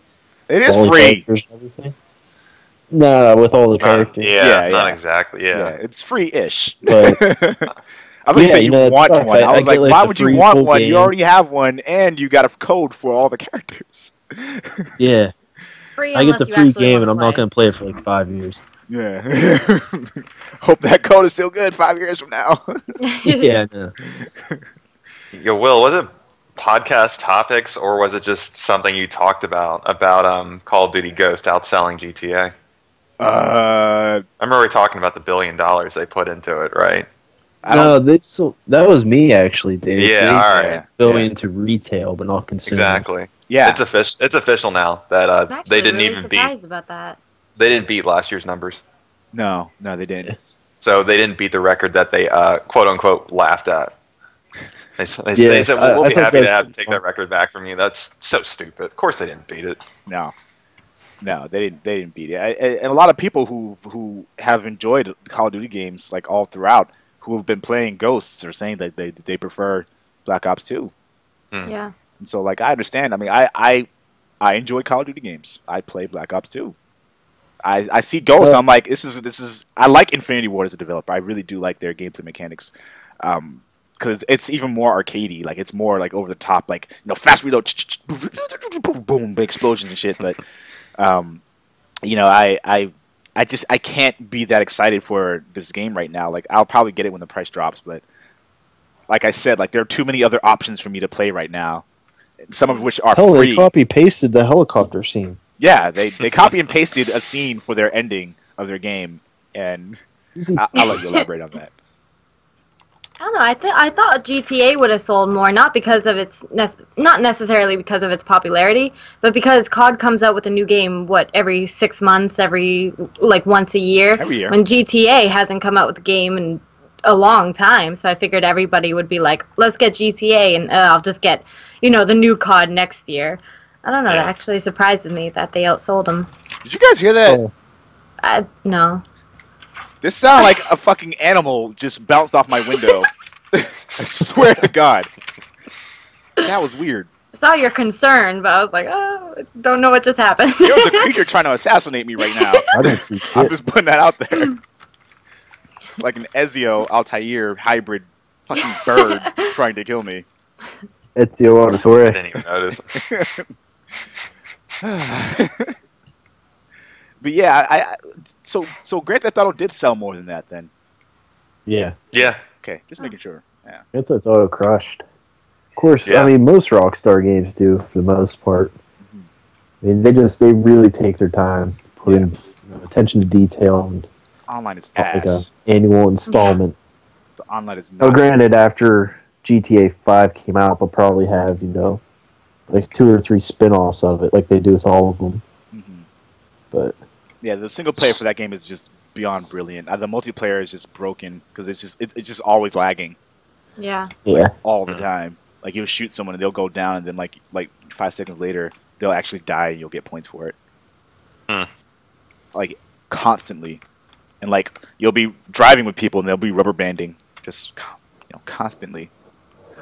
Like I I haven't understand. tried it again in like weeks. Yeah, I Not haven't the even. last match or so. I played with Jordan the other last week, and we were just like, I can't do this right now. Just can't. And like, I'll have to try it again. They could finally give a stimulus package at least. Yeah. At 500 grand. yeah. And the thing is like the way they categorize their missions, they don't have co-ops and like competitive modes separated. They just have them all within one bucket, so you don't know what you're going into until like you're in there and you're like going against everyone. He's like, I just wanted to do a co-op mission, and it said mission, not fucking deathmatch. Like, why is mission and deathmatch the same thing to this game? I don't understand. Stupid. The last part of our gaming news, geez, there's a lot of shit to talk about, is we've learned that the non-disclosure agreements have prevented developers from outright saying which console is better or more powerful or ones that they prefer more. I'm going to let you guys... Just say it. Just say it. You can say it. This is- PlayStation 4 is technically more powerful than an Xbox One. Yes! It is. It is much better! Hands down. You're paying We've heard from more many developers for a coming console forward saying that it. is Like, they giving love you it. less in terms of its raw power, processing, graphical, memory bandwidth, fast, quickness. You're getting less for more money, aside from the Kinect. The Kinect is an impressive piece of kit. But the core system is less capable of a machine than the PS4, and you are paying more for it. That's it. That's just it. it's dead on. I don't understand these contracts to not disclose information whenever the general specs are pretty much out there in the open. I mean, they said the general idea of what each console is at the reveal. I mean, They don't want people to talk about it. It's the vice versa of what we saw last generation, where Sony got torn apart because they had the better console, but the games weren't right. They were lagging, the lineup was soft, where 360 had a jump start, where people were pointing the finger at Sony saying, this is what you did wrong, this is what you could do better on. Yep. And now we're in the opposite circumstance, and I hate seeing it. I hate seeing it. Because we were the ones that got slammed, right, Will? Yes, when we absolutely. got PS3s, we took so much shit from every 360 owner. No offense, Chris. I own them both, dude. I always buy every console. Mm-hmm. I But just you, like- I happen to prefer my 360 for the ease the usability and like the UI interface. Like Yeah. And I'll agree, the user interface I thought it was sleeker. I mean, it is, and so, in a lot of ways, Xbox won in that regard. it's faster. That's the big thing. It was a faster interface, and you didn't have to wait for a patch to come out to be able to access it while you're in game. We had to wait until Sony decided they had enough memory bandwidth to allow us to go into the cross media bar in game. as far as like this current gen, like whenever Sony came out with PlayStation 3, I still claim 20 dicks on them. On Sony? I think Sony deserves 20 dicks for suddenly revoking the full reverse compatibility. Mm. You know what I mean? Yeah. Like they stopped that right before I got my PS3. I'm like, oh, you need 20 dicks. Now, what I will Sorry. say, But, what I will say is not a big Microsoft doesn't deal. allow for backwards compatibility either. They don't. And they've said publicly that they have no plans of ever offering it in any way. Whereas Sony at least said, out the gate, you will not have PS3 backwards compatibility, but we are working on a way to offer that through the use of Gaikai. Mm-hmm. They said that this is something that they are interested in doing and they will do. So it is within the realm of possibilities of it happening. We just don't know of what capacity that will happen. Yeah. Yeah, and honestly, backwards compatibility isn't an issue for me because, like I said, I get every console. Mm-hmm. I mean, I'm sitting here in my cave looking. I got Nintendo, Super Nintendo, Nintendo 64, Yep. a GameCube, and a Wii. Yeah, I see And that. none of those were backwards compatible. And, I've never had a problem with it. Except for the Wii. The Wii or the Wii U is backwards compatible with. Yeah, the Wii U is. Mm-hmm. Well, the Wii was backwards compatible with the GameCube, right? Oh, yeah, with the GameCube, yeah. Yeah. Well, at least they tried. None of them are backwards with any of the other ones. And, it's not a problem. Just don't sell your console. And it's no big That's a deal. good point, though. I mean, that's a good point. When we grew up with that stuff, like, we were prepared ourselves for buying a new console. We had to. We couldn't play the new games on our new console. So going from a Super Nintendo to a 64 to a GameCube, you just kind of got used to it. Yeah.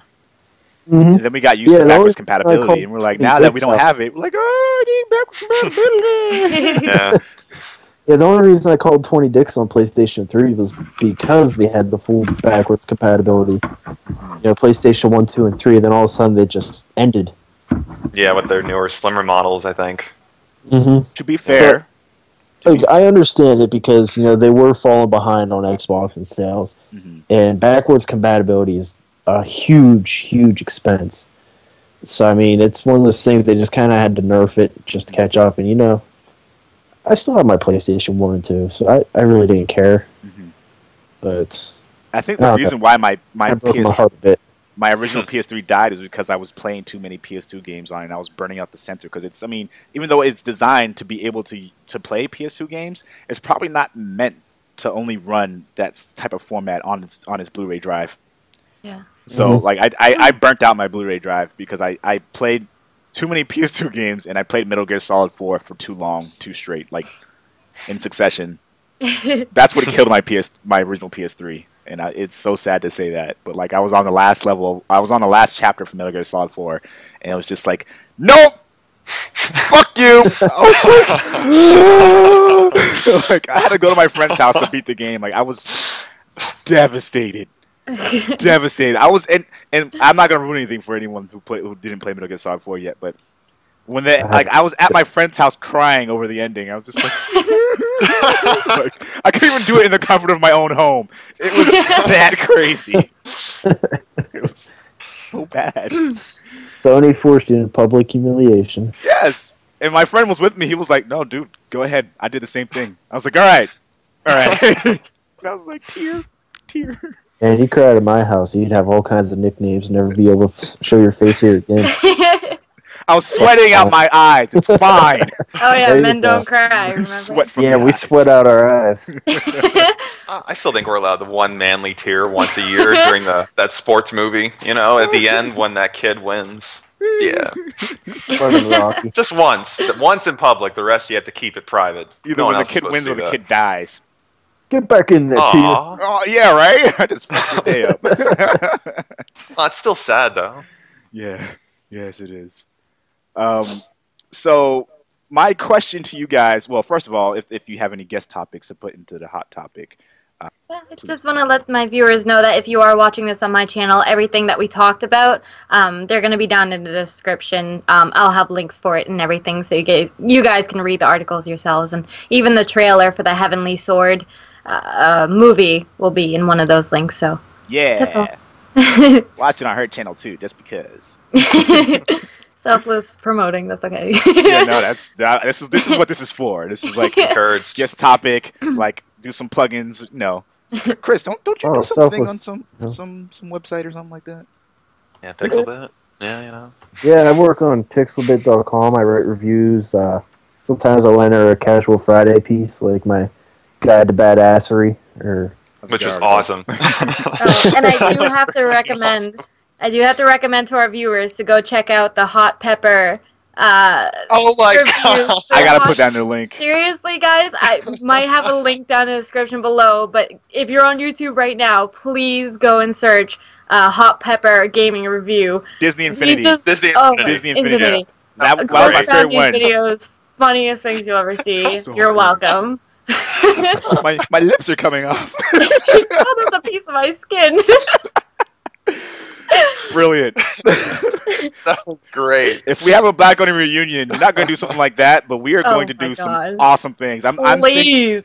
Oh my gosh. I am thinking when PAX comes and I'm able to find out what's going on with our press passes, I'm just going to have as many of you guys as possible come over, hang out. The only rule I have about my house, I'm sorry, Dave, no smoking.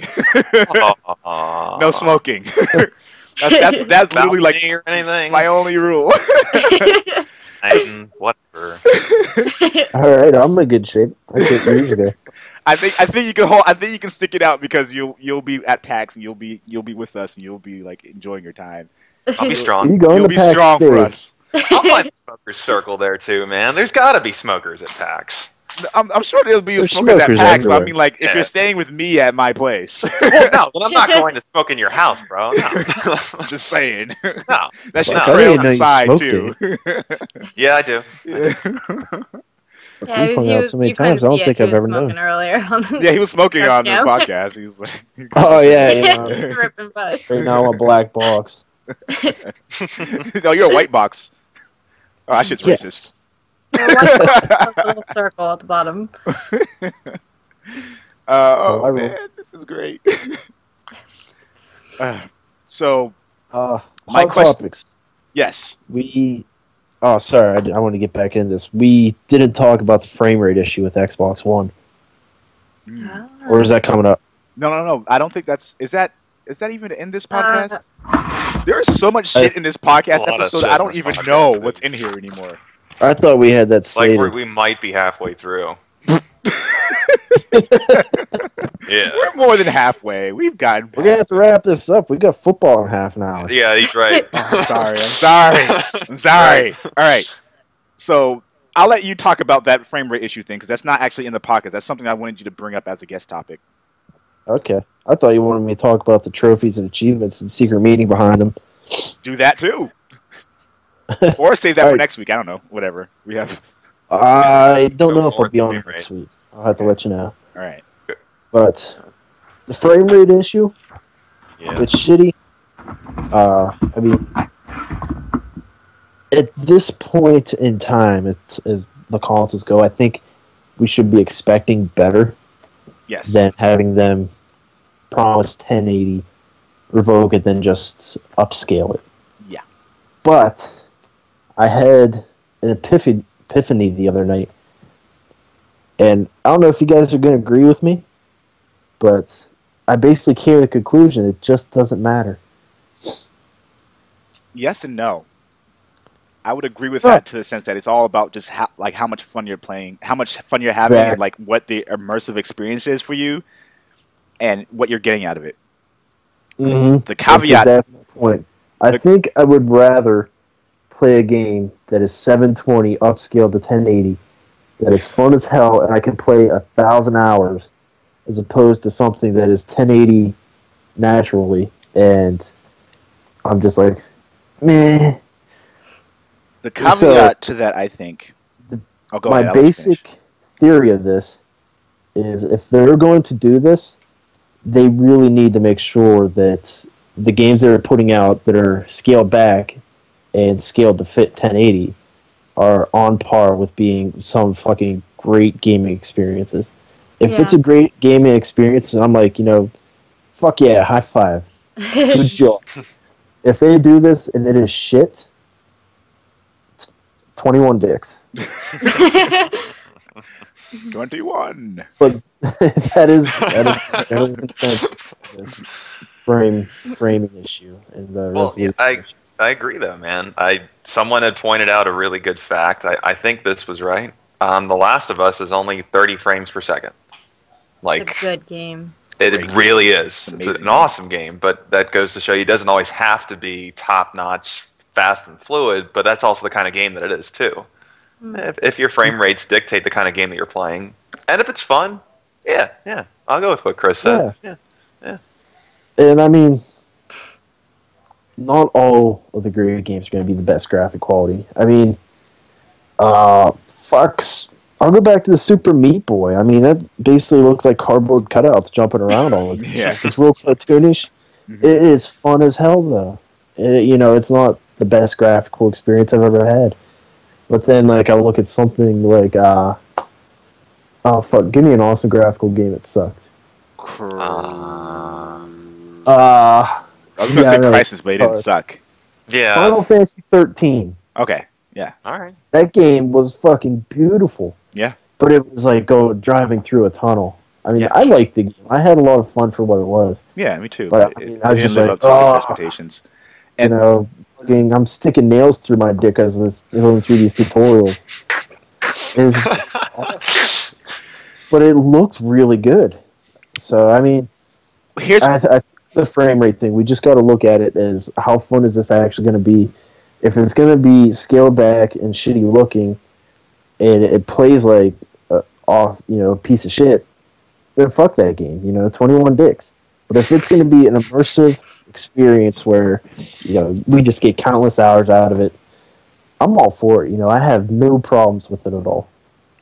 I hear you, but the caveat to that, I think I might have kind of hinted at it in the agenda, is that Microsoft specifically has made it an agenda, made it a point. Yep. To publicly state and say our games are going to run at 1080p 60 frames per second as a selling point for the console. We as gamers know that there are many factors when it comes to whether or not this is actually the case. The average consumer has no fucking idea. So when someone tells them this is going to run a certain way and look a certain way, they better be getting what they're being told that they're getting. Yeah. Yeah, definitely. In addition to this, the Xbox 360 and PS3 came out 6 to 7 years ago. 7-year-old tech. We are in a new age of game development where we should be expecting nothing less of excellence. We are paying $400 and $500 in addition to getting the games in order to have that better experience. If we're getting games that are still at the same resolution as last generation that was 7 years ago, there's a fucking problem. And that bothers the fuck out of me. Dude, you just reminded me of something. Do you remember, the HD DVDs? Do you remember those? Oh, I remember. And versus Blu-ray. Do you remember when that first started? I was like, watch Blu-ray win. It's going to win. Yeah. And all of a sudden, we just slowly started seeing after a year or two, HD DVDs, you don't even see them on shelves anymore. Oh, no. You don't. Now we're up to a contrast comparison, 720p, 1080p, what's upscaled and what's not, but similar arguments being fought right now. Like, which is better? Am I going to notice? Am I going to care? Yeah. We're paying Honestly, for it. I can't tell. Like, if I were to look at something that's 720, and then I was to look at the same thing 1080 the next day, I couldn't tell the difference. And that's another thing too. A lot of people, depending on how their eyes work, like some people can't process 3D. Like if it's a 3D TV, they can't process. Their brains can't process it, so it's not being shown to them in a 3D fashion. For some people, they don't see the difference between 60 and 30 frames per second. I can see that very, very cleanly, very clearly. Like I can see the transition of animation between that. If I see something at 60 frames per second, 30 frames per second, or 120 frames per second, I can see the difference. Likewise, yeah. And some people can't see the difference between 720 and 1080p. But in theory, 720 to 1080p. That's twice the amount of pixels. That's twice the resolution. I think you and I can both see it, Will. I think when you look at screenshot by screenshot, you can just kind of tell which one is which. And even if it's not screenshot by screenshot, if you see the game running in that resolution, you can specifically see the details that are more prominent one day versus another day. You know, I mean, if the game never exists in 1080p, then you won't have any way of knowing whether it'll look better upscale or not. But like, if you see a 1080 versus 720p version of something, I can personally see the difference very clearly. Some gamers like me, I don't check games for their frame rate, so I couldn't tell you the difference. I put the game in, and if it plays well, I'm like, it's good. Like, I don't know. Yeah. I'm the same way. I don't really check either. If it's fun, that's fun. Yeah. Yeah, and that's a double-edged sword of it. It's like either way, it shouldn't matter, because as long as the game is enjoyable and it's immersive and you can get a really great experience out of it, then that's perfect. Yeah. But if we're kidding ourselves and saying that we shouldn't expect something really amazing out of these consoles, aside from like a new user interface, it would be silly to kind of justify purchasing something for $500 and then not seeing a significant change in the way that the game's running. See, I think this is all wordplay. Like, you say expect, and I think deserve.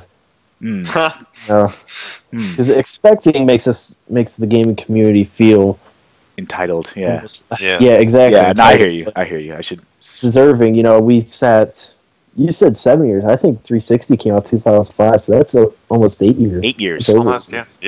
You're right. So I mean, you know, we deserve the graphical boost. Right. Yeah. I agree. I don't think we should expect it, but we deserve it. Oh, what's going to upset me about these new consoles coming out is this happens with every game console. Eventually, you know, you won't see Xbox 360 games on shelves anymore. They won't be making them. So now, like, my only option to play new games is to go buy a new console. And I mean, I understand where they're coming from, but at the same time, I wish that they would still produce at least some new, you know, Xbox 360 games, especially like maybe a year from now. You know, like the Xbox One and the PS4 will be out for a while, but you're going to see like a rapid decrease in older gaming console, new games coming out. So they said they're supporting 360 for another 5 years. I don't know what they said. Okay. They're still. I mean, look at PlayStation 2. They made the games for that until like last year. Yeah, I still have my PS2. Yeah, it's at my mom's place. Yeah. I play Kingdom Hearts on it. I still love playing on my PS2. PS2 is great. The thing that bothered me about the PS2 is it had like that little button in the middle for an analog. What the fuck was that? What was that even? Called options. No. It was a button that said analog that you press, and it was like the real red light in there. Yeah, I don't know what that was about. I never knew what that was for. The analog sticks on and off. You can't turn an analog stick on and off. What kind of bullshit is that? Put on PlayStation 1 games. PS1 games. Okay, yeah. I guess that's the thing. Yeah, I mean, you don't want to be playing something with a direction pad, bumping analog, and fuck yourself up. I never thought about that at all, ever. I mean, that makes sense, but at the same time, you know, I don't know. That's so strange. Well, now I know. I am enlightened today. I'm a new man. Now, my question to you guys, knowing that the Xbox One, I almost called it the X-Bone again. I'm going to call it X-Bone. Fuck it. Knowing that the X-Bone... I thank you for that. No, I love that, so go ahead. Yeah, it's really good. Knowing that the X-Bone is bundled with a camera with every system, do you think that it makes sense for Sony to bundle cameras with their console down the line when they've reduced the cost of their PS4 and they can add it in there at no additional cost? I think it makes sense to give the option to bundle, but you also got to keep the option to not have it. Yeah. You know what I mean? Agree. You get a cheaper console without it, but I mean, if you get more games in the future that support it, yeah, they'll bundle it eventually. Why not? Yeah. Yeah. Do you think we'll see a lot of games supporting the camera? I feel yeah. I personally think so, because I feel like, I mean, with the whole Kinect thing, I think they're trying to like eventually get rid of controllers like this, you know? No. I feel like not like necessarily get rid of controllers completely, but I feel like with some games they're trying to steer away from it. Yeah. And I think that Sony's going to watch Microsoft too, because they got their hand already in there and they test the waters a bit. I think we might see more depending on how many people get them and if the games are any good. yeah, I still have yet to hear a good Kinect game or motion controlled game that doesn't involve a controller. Right. I don't Rise of know. Nightmares was pretty cool. what game was What was this? that? Rise of Nightmares. Rise of Nightmares. Like, Might have to check that yeah, out. it was a Kinect only game. It Yeah? was a survival horror. Ooh. Yeah, like I thought it played pretty well. I picked up the combat, like you could swing like 2x4s, or you could punch and box and IGN did block not with like it. arms. But the only problem I had with it was biased as it shit needed these like a additional piece of hardware. Like I don't know if I was talking to you guys about this or not, but like almost like a Wii U, like a Wii Remote? nunchuck. Yeah. How it has the thumbstick. Uh-huh. Yeah, it needed like 2 of those just Yeah. so you can control movement. Like Yeah, the you were character saying that in movement and the camera. Facebook Like chat. if it would have had that, like a pause button for like simple menus, Mhm. I think the Kinect had a lot of potential. They just way overshot it. My But, theory, Rise of Nightmares was really cool. It's just it sucked to move. yeah, they fucking IGN gave it a 4 out of 10. Ouch. So, yeah, there's that. That's kind of bad. I mean, I will still look into it because you recommend that it's kind of cool. So I'm gonna look at some videos and see what it's like. But IGN Okay. did not like it. Yeah, I mean it is really cool. Like it's a survival horror game using the Kinect, and We you know should have way the more experiences like that. Though. That sounds like it would be a brilliant idea. yeah the with the gameplay controller. played really well. It's just moving was hard. Like you had to rotate your shoulders to turn left or right. And you had to put like take one step forward to go like move your character forward, or put your foot backwards to go backwards. What if we just Like went to the- dance and then you just fucking moving all over the screen and shit? You know? It's Yeah, like character control was awful. Like for moving. I was going to say, And, if you want to walk pausing forward, you'd sucks, too. walk into your TV. Just No, kind of keep it's going. you don't actually take a step. You just move your foot. Like you put your foot it in can front of detect the other them. one. Huh. So now you're doing the hokey pokey. Yeah, seriously. Basically. Like the gameplay played well, but the movement sucked. Yeah. Alright. It's hard to explain unless you try it. I think because the Kinect exists on the Xbox console, developers are going to have incentive to not only work on products for them, but now since they are already working on products for the Kinect, it's a similar idea for what the PlayStation Eye can do. So they can implement that in the games for Sony as well. So that's the good thing about the Kinect existing right now is that it gives developers more reason to not only develop for Xbox, but also say, hey, we know that a lot of people are buying the PlayStation Move, and since we already have the system set up for Kinect, we can just port it over to the PS4 and customize a few things and make that kind of a thing as well. Because every PS4 is also going to be able to have voice command integrated within it out of the box. Like there's no without the need of the camera, you can just use the microphone that you get with the console. So that's an interesting thing. And before we move on to the next thing, I did want to mention this because we did see a little bit of the user interface for Microsoft. I think is this in the agenda? The interface that might be next week. That's next week's podcast. I'm already getting ready for that shit. Slow down, man. Yeah, Yeah, my brain's yeah. just on an overdrive right now. It's too much for me to handle. My theory as to why the Microsoft's user interface for the Xbone looks so heavy is because they want people to not navigate through it. They just want people to talk to it. That's how they're going to get people hooked on using the Kinect. They're going to give you this interface that just has a lot of shit going on at once. And it's just tell you to talk to it to get to where you need it. So no one can complain about the user interface because you can always just say, go watch Netflix. Yeah. Go watch Hulu. Go play Rise. Possible. I don't know, man. Ever since the original Xbox, I mean, their UI's just been great. Yeah. I The can't user see interface for Xbox X1 360 is being good. overly burdened to the point of getting lost.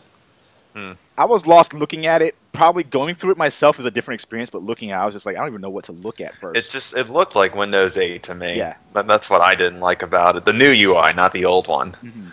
But that's what I hate about Windows 8.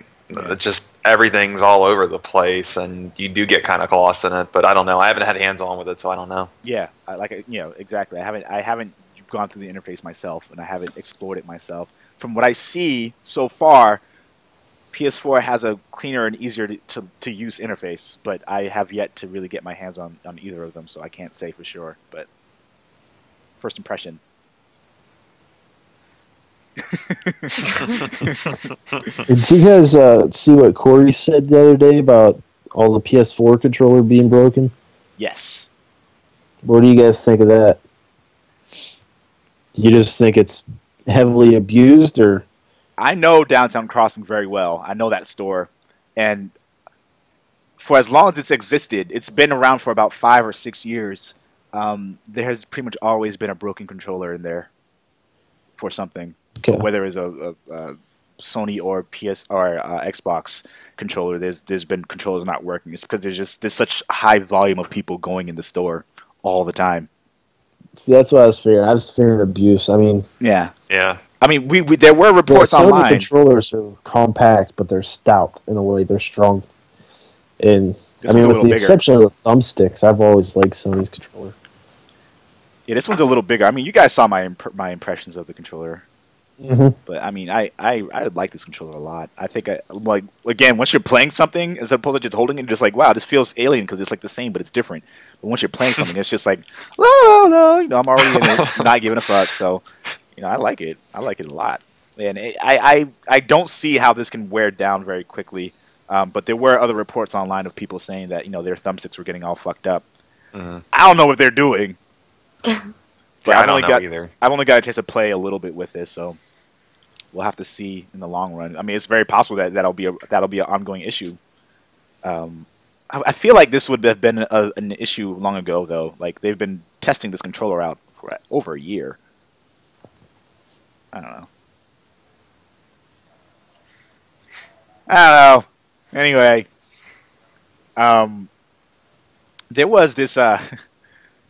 Sony released an image on Twitter that was, people were taking it as Sony was taunting Microsoft when they were talking about 1080p 60 frames per second. And Yeah, I saw that. It's amazing because they didn't say anything about the competition. They didn't say anything about Microsoft. They just said Call of Duty Ghosts, 60 frames per second, 1080p, PS4, hashtag for the players. And they took it down because people were starting to think that was like a shot at Microsoft. They're just stating facts. Yeah. Oh, they have been taking shots at Microsoft, but Yes, all they those have. shots are well deserved. I mean, I don't even think that was a shot. I just think that was just. that was a shot. The whole for the players thing, that's like the nail in the coffin. That was like a kick in the 20 dicks. the 40 balls. Hold on a second. Yeah, I found it. It only took me a second to find. Yeah, it's in the agenda too, so it's there. I wonder if it was this one. Oh, is there something else too? It might have been that one. Sorry if it is. An interesting article. You're a gamer. Yeah. Oh He was shit! talking, I he was didn't talking see about that. 720p versus 1080p. Yeah, he was just saying, "Oh, let's do this for an example." He just put a graph up. Let's see, you could see. That's so funny. I was laughing my ass off. Oh, it's great. Shuhei is so good. I love you. I love that guy. Oh, that's excellent. Okay, so yeah, I mean, do you think they should have taken that post down? I mean, like, look, people are so sensitive now to everything that goes on in any industry. It's like, oh my god, they said something that was like, oh, they're bashing the competition. It's like, was it? Do you think they should have taken that down? Or should they have just kept it there?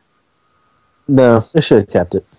Yeah, Like I said, I agree. If it was a shot, if it was meant to be a shot at Microsoft, they should have left it because it was well earned. I mean, Yeah, I agree. I mean, I was kind of confused that they took it down. I thought there was nothing wrong with what they did. nah. That's like, I mean, there's nothing wrong with it, but PlayStation 4 it is a sharing shot. games It video. is. It's a shot. Indirectly, It's a clever shot at another company, but it is. Mm-hmm. What I do Yeah, like about and- what Microsoft has said in regards to this is that they've been very respectful in terms of like both Sony and Microsoft actually. I'll give them a lot of credit for like when people are interviewing them, they're saying we love having competition because this means we can be that much better for our customers, and they've both outright said that. They've both acknowledged the fact that something that the other company is doing is really good. So on that front, I think they're being very awesome about that. Yeah. Yeah, they need each other, Yeah, regardless. I mean, Yeah. hell, we need them both. We even need that glue sniff Nintendo in there.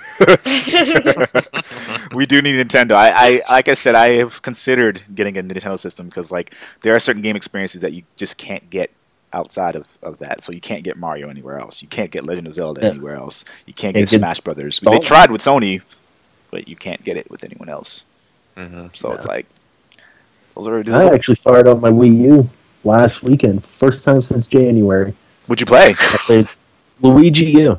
I knew what you played, but people at home might not have known what you played. I don't even know what that is. Luigi U?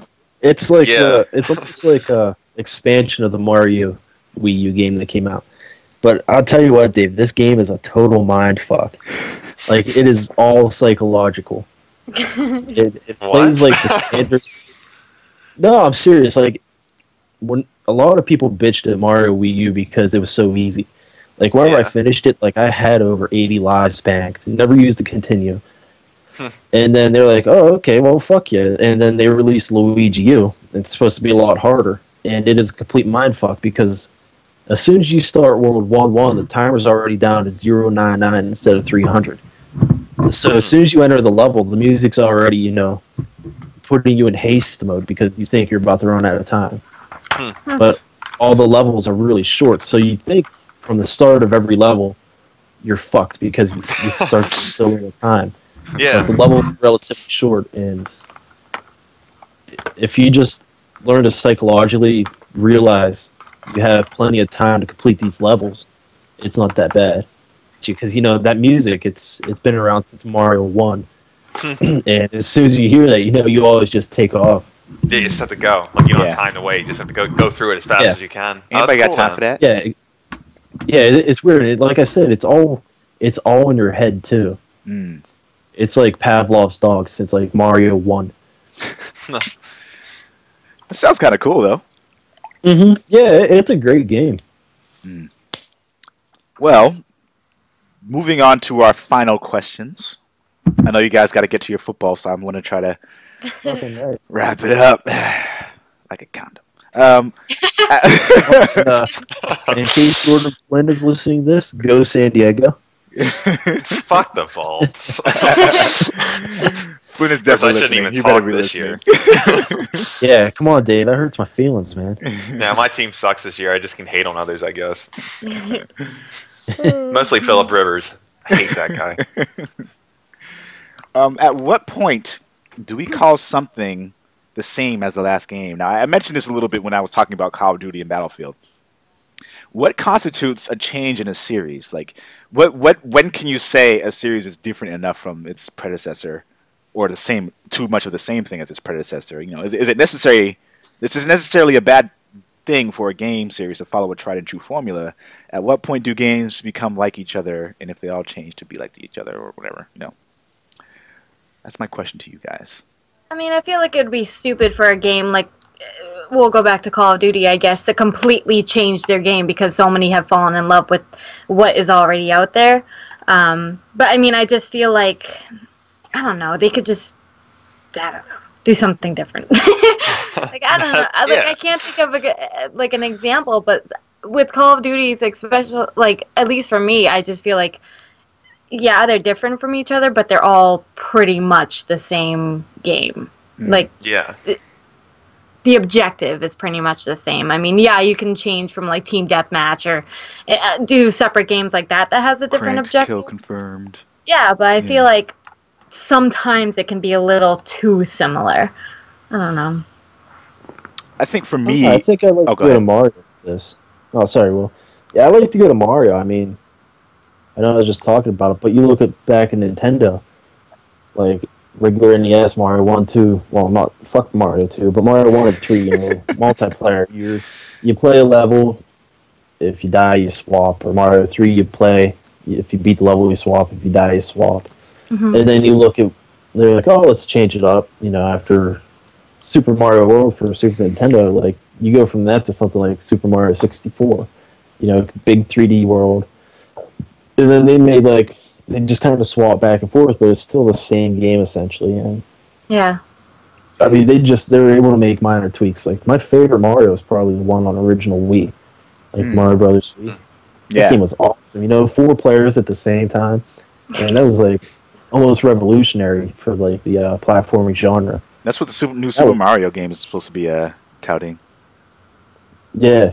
That's it. We're all getting together and playing Super Mario Brothers. I don't care. This will happen. This will happen because you don't live that far away. Just one drive down. 30 minutes from you guys. Quick drive over, and I'll be playing that. PAX. I'm saying we're gonna make it happen. PAX. It's gonna happen at PAX. It's gonna happen before PAX 2. Just putting it out there. It's fucking awesome. We're gonna have a PAX party. It's gonna be great. I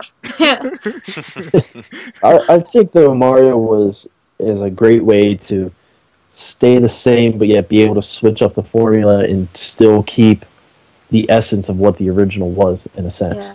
I feel like they kept it interesting. Like, you never really... I mean, there were some bad Mario games, granted, but... Mario 2? Yeah. But they kept you interested, not like, oh, another Mario game. It's more like, yes, another Mario game, Yeah, I mean, they found a way to continually use the same formula, tweak it, still make it great. I hear that. I mean, I would agree with the Mario thing. I mean, as much as I hate on Mario, because there's just too many fucking Mario games, like, my argument is that there are certain franchises that need to, like, go on hiatus for a little while. Mario, after this release, should just not release anything Mario for, like, a good 2 years. Oh, please. Mario Baseball, Mario Soccer, Mario Basketball, Mario Football. Not right afterwards. It is so annoying. Didn't the voice of Mario pass away pretty recently? Did he? Or am I mistaken? It could have been another guy, maybe from Nintendo. But it was the old president of Nintendo. Yeah. Oh, okay. Oh, yeah. For some reason, I thought it was the voice of Mario that was gone. He's still alive and kicking.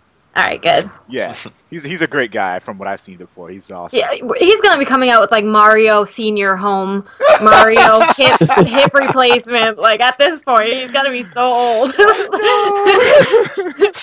That's excellent. Senior Home Citizen Simulator. He'll be racing Mario with those Edition. friggin' walkers, like throwing dentures behind you. Thought about this. Get bonus points if your kids come and visit you. Like, no, we're gonna see this shit happen. I'm calling it right now. I'm the first one. Oh my god, that would be amazing. Let's make this happen. We're gonna make a Mario Senior Citizen Home. Oh my god. My again, you'll see on the Black Oni blog the conversation that Jordan and I had. I think the public perception of a game like Call of Duty, for example, is that it's the same every year, nothing changes, blah, blah. My argument, of course, is that enough changes for people who prefer the last game to not like this one. That is constituting a change in the gameplay mechanics. So if, for example, in Black Ops 2, it's been argued that the submachine guns are the way to go when it comes to that game. They're overpowered, and they're weapons they're more useful in the map layout and the way that the game works. And Ghosts, people are saying the prime weapon to use are assault rifles. Assault rifles are the king of weapons in that game. They go back and forth between different developers, and they're different people working on the maps. Of course, they're all pretty much like layered the same way. They have one way this way, this is a choking point, and this is another way, and it's basically like 3 tubes. That's the Call of Duty staple. That's like an infrastructure that they've set up. And so ways that I feel that they've differentiated is, of course, time frames, different weapons, of course, the different maps.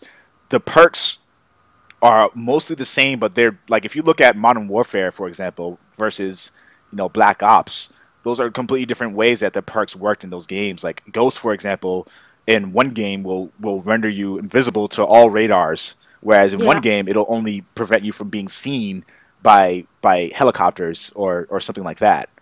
And Ghost, for example, like they changed up the way that you allocate your points. So like they've done a lot of different things to make it feel at least a little different for people who may have skipped a game. So like if, for example, you skip Modern Warfare 3 or you skip Black Ops 2, if you play this game, it'll feel different enough for you from one version to another. And so like I'm defending that game in the sense that if you're going to say it for that game, you can say it for other games as well. So any game that is a franchise, like Batman Arkham Origins, for example, people had the same complaint about that game. They said, it was too similar to the other games. It's like, I can see how that's valid, but at the same time, like, they're having different characters, different places that you're going to. It's a different time era, so it's earlier in his career. And of course, it's a Batman game. You still press square to hit someone in the face. You still press triangle to dodge and attack, and you still press circle to hit someone with your cape. Like those gameplay mechanics are going to stay there because it obviously works and people like it. Right. If you change up enough, Yeah, look at God of War Ascension. They changed those controls up. That really fucked my world. Yeah, when they change something like that, then everyone gets upset about it, and it's like there's no happy medium because no matter what you do, people are always going to be upset at what you do with a franchise that they like. That's basically the point that I'm trying to make here. Is that like no matter where they go with Call of Duty, their only option right now is to just stop for a little while. Yeah. Like even if they made another game that is very similar to Ghosts, people won't have that same level of fatigue because they had a chance to digest what they were just playing. Well, Shayna said it earlier. She made the best point of all when we were talking about sales. With Grand Theft Auto, we had several years in between. With Call of Duty, we got one cranking out every freaking year. Yep. And everyone flocked to one game because it was something new, something fresh, something different. And then Call of Duty, not so much. Yeah. Right. But I agree. If they took a break for at least a year or two, I'd probably jump back in too, man. You're right. If they just took a break, you know how many people would jump right back into it because now they don't have that. It comes out so often. Now they're like, oh, now I have to get the next one because who knows when the next one is coming out. Yeah. You know, I feel like that would be a really good tactic for them to get a lot of sales when that new game comes out. And the season pass feels so irrelevant to me when there's a new game coming out for it so soon after. Like they just released another map pack for Black Ops 2 and like I have not even played it yet. And Ghost is coming out now. It's like they are fucking that up really bad. Well, it's a good way to carry you into the next game too. It does kind of help you play from one straight into the next if you're that hardcore about it. I'm not. I haven't either, Will. I haven't. I don't even have it. I have it. I have. I don't. I got sick of it. I was tired. Now, as Call of Duty fans, do you guys like how they like implement the dogs? I'm kind of like back and forth between the dogs. I don't really care for them, but sometimes they help. Like I just get eaten alive by them every fucking map I play. It's ridiculous. I mean, from the single-player standpoint in Ghost, I'm hearing it's there for a little bit, but it's more it like comes on and off. Yeah. With that. And then when it comes to multiplayer, it's still just a kill streak you can earn. I mean, it's a gimmick. I get bit in the ass more than I get shot in the head. There's a problem with that. Get some Shayna booty. Call PETA on those. Be like, Now here's my issue with the dogs. Call of Duty has always had dogs. Yeah. Why is that a selling point for the game? And my problem again with the single player in regards to that is fucking it's on rails. You are on an on-rail experience. If you want to really revolutionize the way people play the single player game, from what I'm seeing and hearing from the single player, like it's fun, of course. But you're still doing like oh, you have some commander and officer, and he's telling you to stop and telling you to go. Like, if you're being sneaky, you have to do it this way, you have to do it that way, and then he's telling you what to do. You don't have any freedom as to how you're going to go about the scenario. Like, the thing I really like about a lot of games, like Far Cry, for example, did this extremely well. They said, this is your mission. You're supposed to be as stealthy as possible when you're doing this because it's going to get really fucking crazy if you don't. Here is the area. Do with it what you will. Give me the freedom to choose how I want to do it, and let me deal with the consequence of not doing this a stealthy way. So if I have incentive to be more stealthy, I will wait my ass off for that guard to come over here and then shank him real quick. I will be very strategic in the way that I play the game. They don't really give you the option or the freedom to really do that in Call of Duty games. And like I was hoping this one would change that with the way that they were implementing the dogs. I thought that was going to be a new gameplay mechanic that they introduced as a way of allowing you to have more freedom in your gameplay. And it's essentially just the same fucking thing in terms of like on-rail shooter experience. So fuck the dogs in this game because they're not doing anything. They're just another fucking... Except biting me in the ass. Except biting Shane in the ass. So basically that's what it comes down to. Dogs love Shazane booty. Seriously, if you saw like my kill history, like getting killed by a gun, getting killed by a knife, and then dogs, it's fucking dogs. It's just, they don't like me, I swear to God. And I need to get my rabies shots before I play again. So I got it's like gameplay. I'm like, fuck! Like, they only come after me every time. And the worst is when you think they're like on your team dog, so you're like, hi puppy! They're like, fuck, that's not mine. Oh, it's the worst. Shit. Excellent. I mean, Maybe it's just me. no, I understand totally, and like I've vented about that, and like I said, like I am in fatigue of both Call of Duty and Battlefield. Like, to be fair, Battlefield waited another year before they did another release, so they were very, very smart about like continuing to support their game without releasing another game. Like, you don't need to release a full $60 release in order to have those expansions. So that is something that Battlefield does very well. Yeah. Either way, I do not have as much enjoyment out of Battlefield as I once did, and I just think I have to just switch to different games for a little while. So like Killzone, like I said, Killzone and Blacklight are going to be it for me. Like, I might get Battlefield just to play with you guys, but like I'm not excited about it. Yeah, I think that's why I praise Bulletstorm so much, because they just they took the casual formula and they just completely overhauled it with like the leash and experience system. Yeah, that's a really cool thing that Bulletstorm did. I should pick that game up because like I enjoy first-person shooters, but I think some of them are trying. Yeah, I mean, it was great. Oh, yeah. I'd recommend it too, especially because it's probably lower in price now. Pick that up. That's a bunch of fun. Oh yeah. Yeah, I went to GameStop. I got it for 3 used games for $10 deal. I mean, you can't beat that. Yeah, you can. That's brilliant. That's fucking great. Is that sale still going on right now? I don't think so. I was gonna say, no, they come frequently. Let's go now. Right now they're pumping a lot of next-gen stuff. Like today's you trade in your PS3 toward the PS4, you get like 90% extra storing credit, stuff like that. $50? Well, I mean, you're right before launch, it's going to be cheaper, I think, but you get the most for your money right now. If you traded it in a retail outlet, that'd be the place to go. Yeah, that's true. That's But the thing I with can't do GameStop. that. They'll have their like good deals, but if I go try to trade in like 5 good games that aren't very old, they won't give me jack shit for money. I'm like, all right, I'll just go on eBay or something. Like, Yeah. eBay or Amazon. I had to sell 30 games for like 100 and some bucks. yeah, it's just ugh. 30 games. Fucking speeding ticket. What kind of speed are you going? Jesus Christ. One where you got caught. 74 and a 55. Oh. Oh, it's not too bad, man. Yeah, well, it was I mean, for the $112. I'm thinking like 120 down a neighborhood. Like, No, that's you selling your console and more than that because your license is gone. yeah, he wouldn't be with us right now if he did that. Where's Mr. Yager? I don't know. He's in jail. He's in For jail. a jail cell. He's been someone's butt buddy. 20 dicks. Right 20 there. dicks. Yeah, I would have been 20 dicks. You'll be lucky if that's all you get in jail. 20 dicks. I come out a changed man. I'm Thor, bitches. Did you guys see that? Oh my god! I gotta send you guys that thing. It was on Conan special, and Zach, my roommate, he showed me it, and he was like, they just changed Thor's voice in the trailers, and it was hilarious. Like, oh my god, Chris Hemsworth is such a beautiful man. Look at the guy, and then it's just like he comes down, he's like, I'm Thor, bitches. It's just so good. It was amazing. Send that to me. I'm totally sending this to you. I'm putting it in the description down below as well for you guys at home.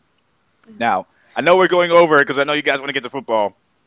Yeah, it's 10 minutes past. Yeah. I'm sorry. But first of all, thank you guys so much for being on the podcast again. This has been an excellent fup episode. I've been having so much fun. I'm just laughing and smiling the entire time. Yeah, it's been a while since I've been on one. Sorry. It has been a while. Yeah. Like, where's Mr. Yager? Man, I was so busy. Side work, furnaces. Yeah. It's slowing down a bit now, but That's good. Yeah, because next week is going to be crazy. It's going to be crazy. Last 5 question. days. Yeah, fucking 5 days. My God. I can't handle this. I'm just stressing the fuck out. I know. Yeah. Is it Friday yet? No. Yeah, you guys are all excited for new consoles. I'm just waiting for Dark Souls 2. Well, like this the next gens don't like they happen every 6 to 7 years, man. Like, If that.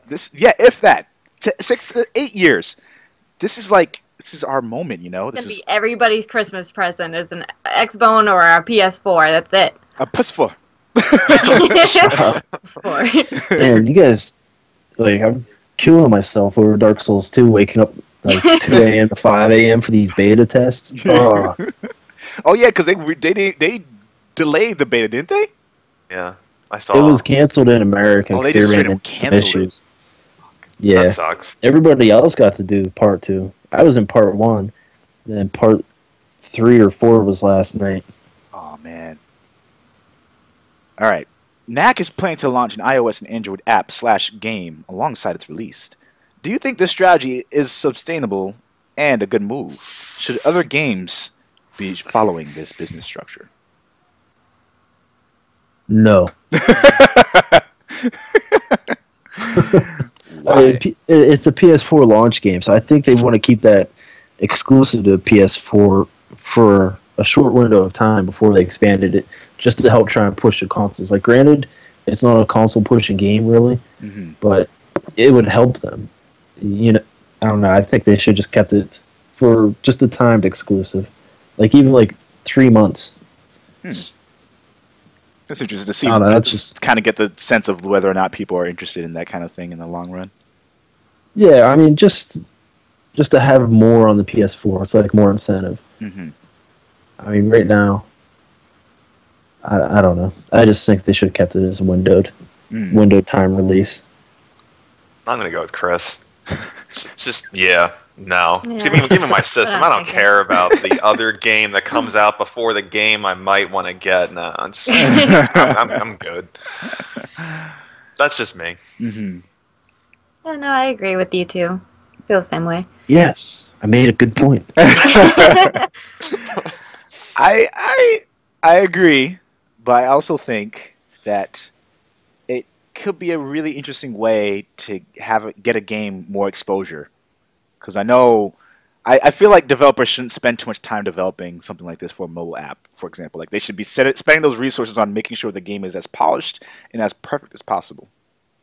At the same time, a lot of games run into this issue where they don't have enough exposure. No one really knew about Blacklight Retribution. And it's an excellent game, and people might not know about it for times to come because people just don't know about it. Yeah, I didn't know about it. Yeah, so the thing that sucks about mobile gaming is, or just mobile, for example, just phones, is that like you get a lot of watered down experiences, but you get a lot of exposure from people who might not have even bothered looking at it if they got like a quick app that was like, you know, something really interesting for the game. So if they got that, for example, and then Blacklight comes out, PS4 launches, like they're like, oh wow, yeah, you know, what are you playing on the train? Like, oh yeah, this is this thing called Blacklight Retribution. It's actually coming out on PS4. Like that whole word of mouth thing kind of snowballs itself over to the other parts. So Right. I think certain games should utilize some type of way to do that because like it's a free to play game and they don't have that much in terms of resources for advertisement. Yeah. Just could be Yeah, I their like that. I advertisement. mean, I feel like they should be able to get their names out, but like someone said, they shouldn't waste all their resources on that. They should really concentrate on the game, but then have a little bit of resources to at least make a good demo to at least capture your interest. Because if you make a shitty demo, then nobody's going to want to buy the fantastic game you're trying to make. That's true. So you got to have kind of like a happy medium. Well, not really happy medium, but A not sad medium. yeah. But, Anyway, I think Football. that is. Oh, what happened to Chris? He hung up. oh, you He's went to busy. football. You guys. He didn't even wait till the end. I'm waiting, man. Anyway, I think he got kicked off. Anyway, guys, again, thank you for being on the podcast. You're welcome. It was, Oh, Yeah, thanks for having no. us. it was a little longer than we usually have it, but I think it was filled with a lot of good Yeah. discussion. Like my beard. It was a long agenda, though, man. You had a lot of stuff on there. Fucking man, you got to see the next week's agenda. This is all kinds of shit. I don't know how we're gonna fit everything in there. We're gonna have to save some of that for like the next podcast. But Yeah. a lot of shit has happened in the industry right now, and a lot of really good things to talk about have been going on. So I thought it was important for us to talk about it. Anyway, anyone else have anything else they want to add? You know, Shayna, do you have any exciting news on your channel that you want to advertise? No, not really. Just like I said, I started those 2 new games. This episode will be coming up. I usually put them up shortly after you put it up. I put it up usually a couple days afterwards. But like I said earlier, all the links of everything we'll be talking about, plus a little bit of extra what we talked about, will be down in the description, including links to Will's channel, which you can check out. You're welcome. Yeah, there will be like a link to his channel first, and then everything else will follow right under that. So that's it. Just leave a like and, you know, subscribe if you want to. Like and subscribe. Do it! You know, it'll be 20 dicks all the it. time. Subscribe. Yes! The Black Only Podcast, 20 dicks! Yeah, that was it. And Dave, you wrote a really great article on the Black Only blog. I thought it was okay. I mean, it was my first article I've written in like years, dude. So it was just a nice outlet for me. Yeah. I will say that we have some things brewing right now. There might be a website forthcoming, but I'll keep you posted. Do it. Yeah. Do it. All right, guys. Thank you all for watching at home. I love you so much. You get a singing thing at the end because this is a great episode.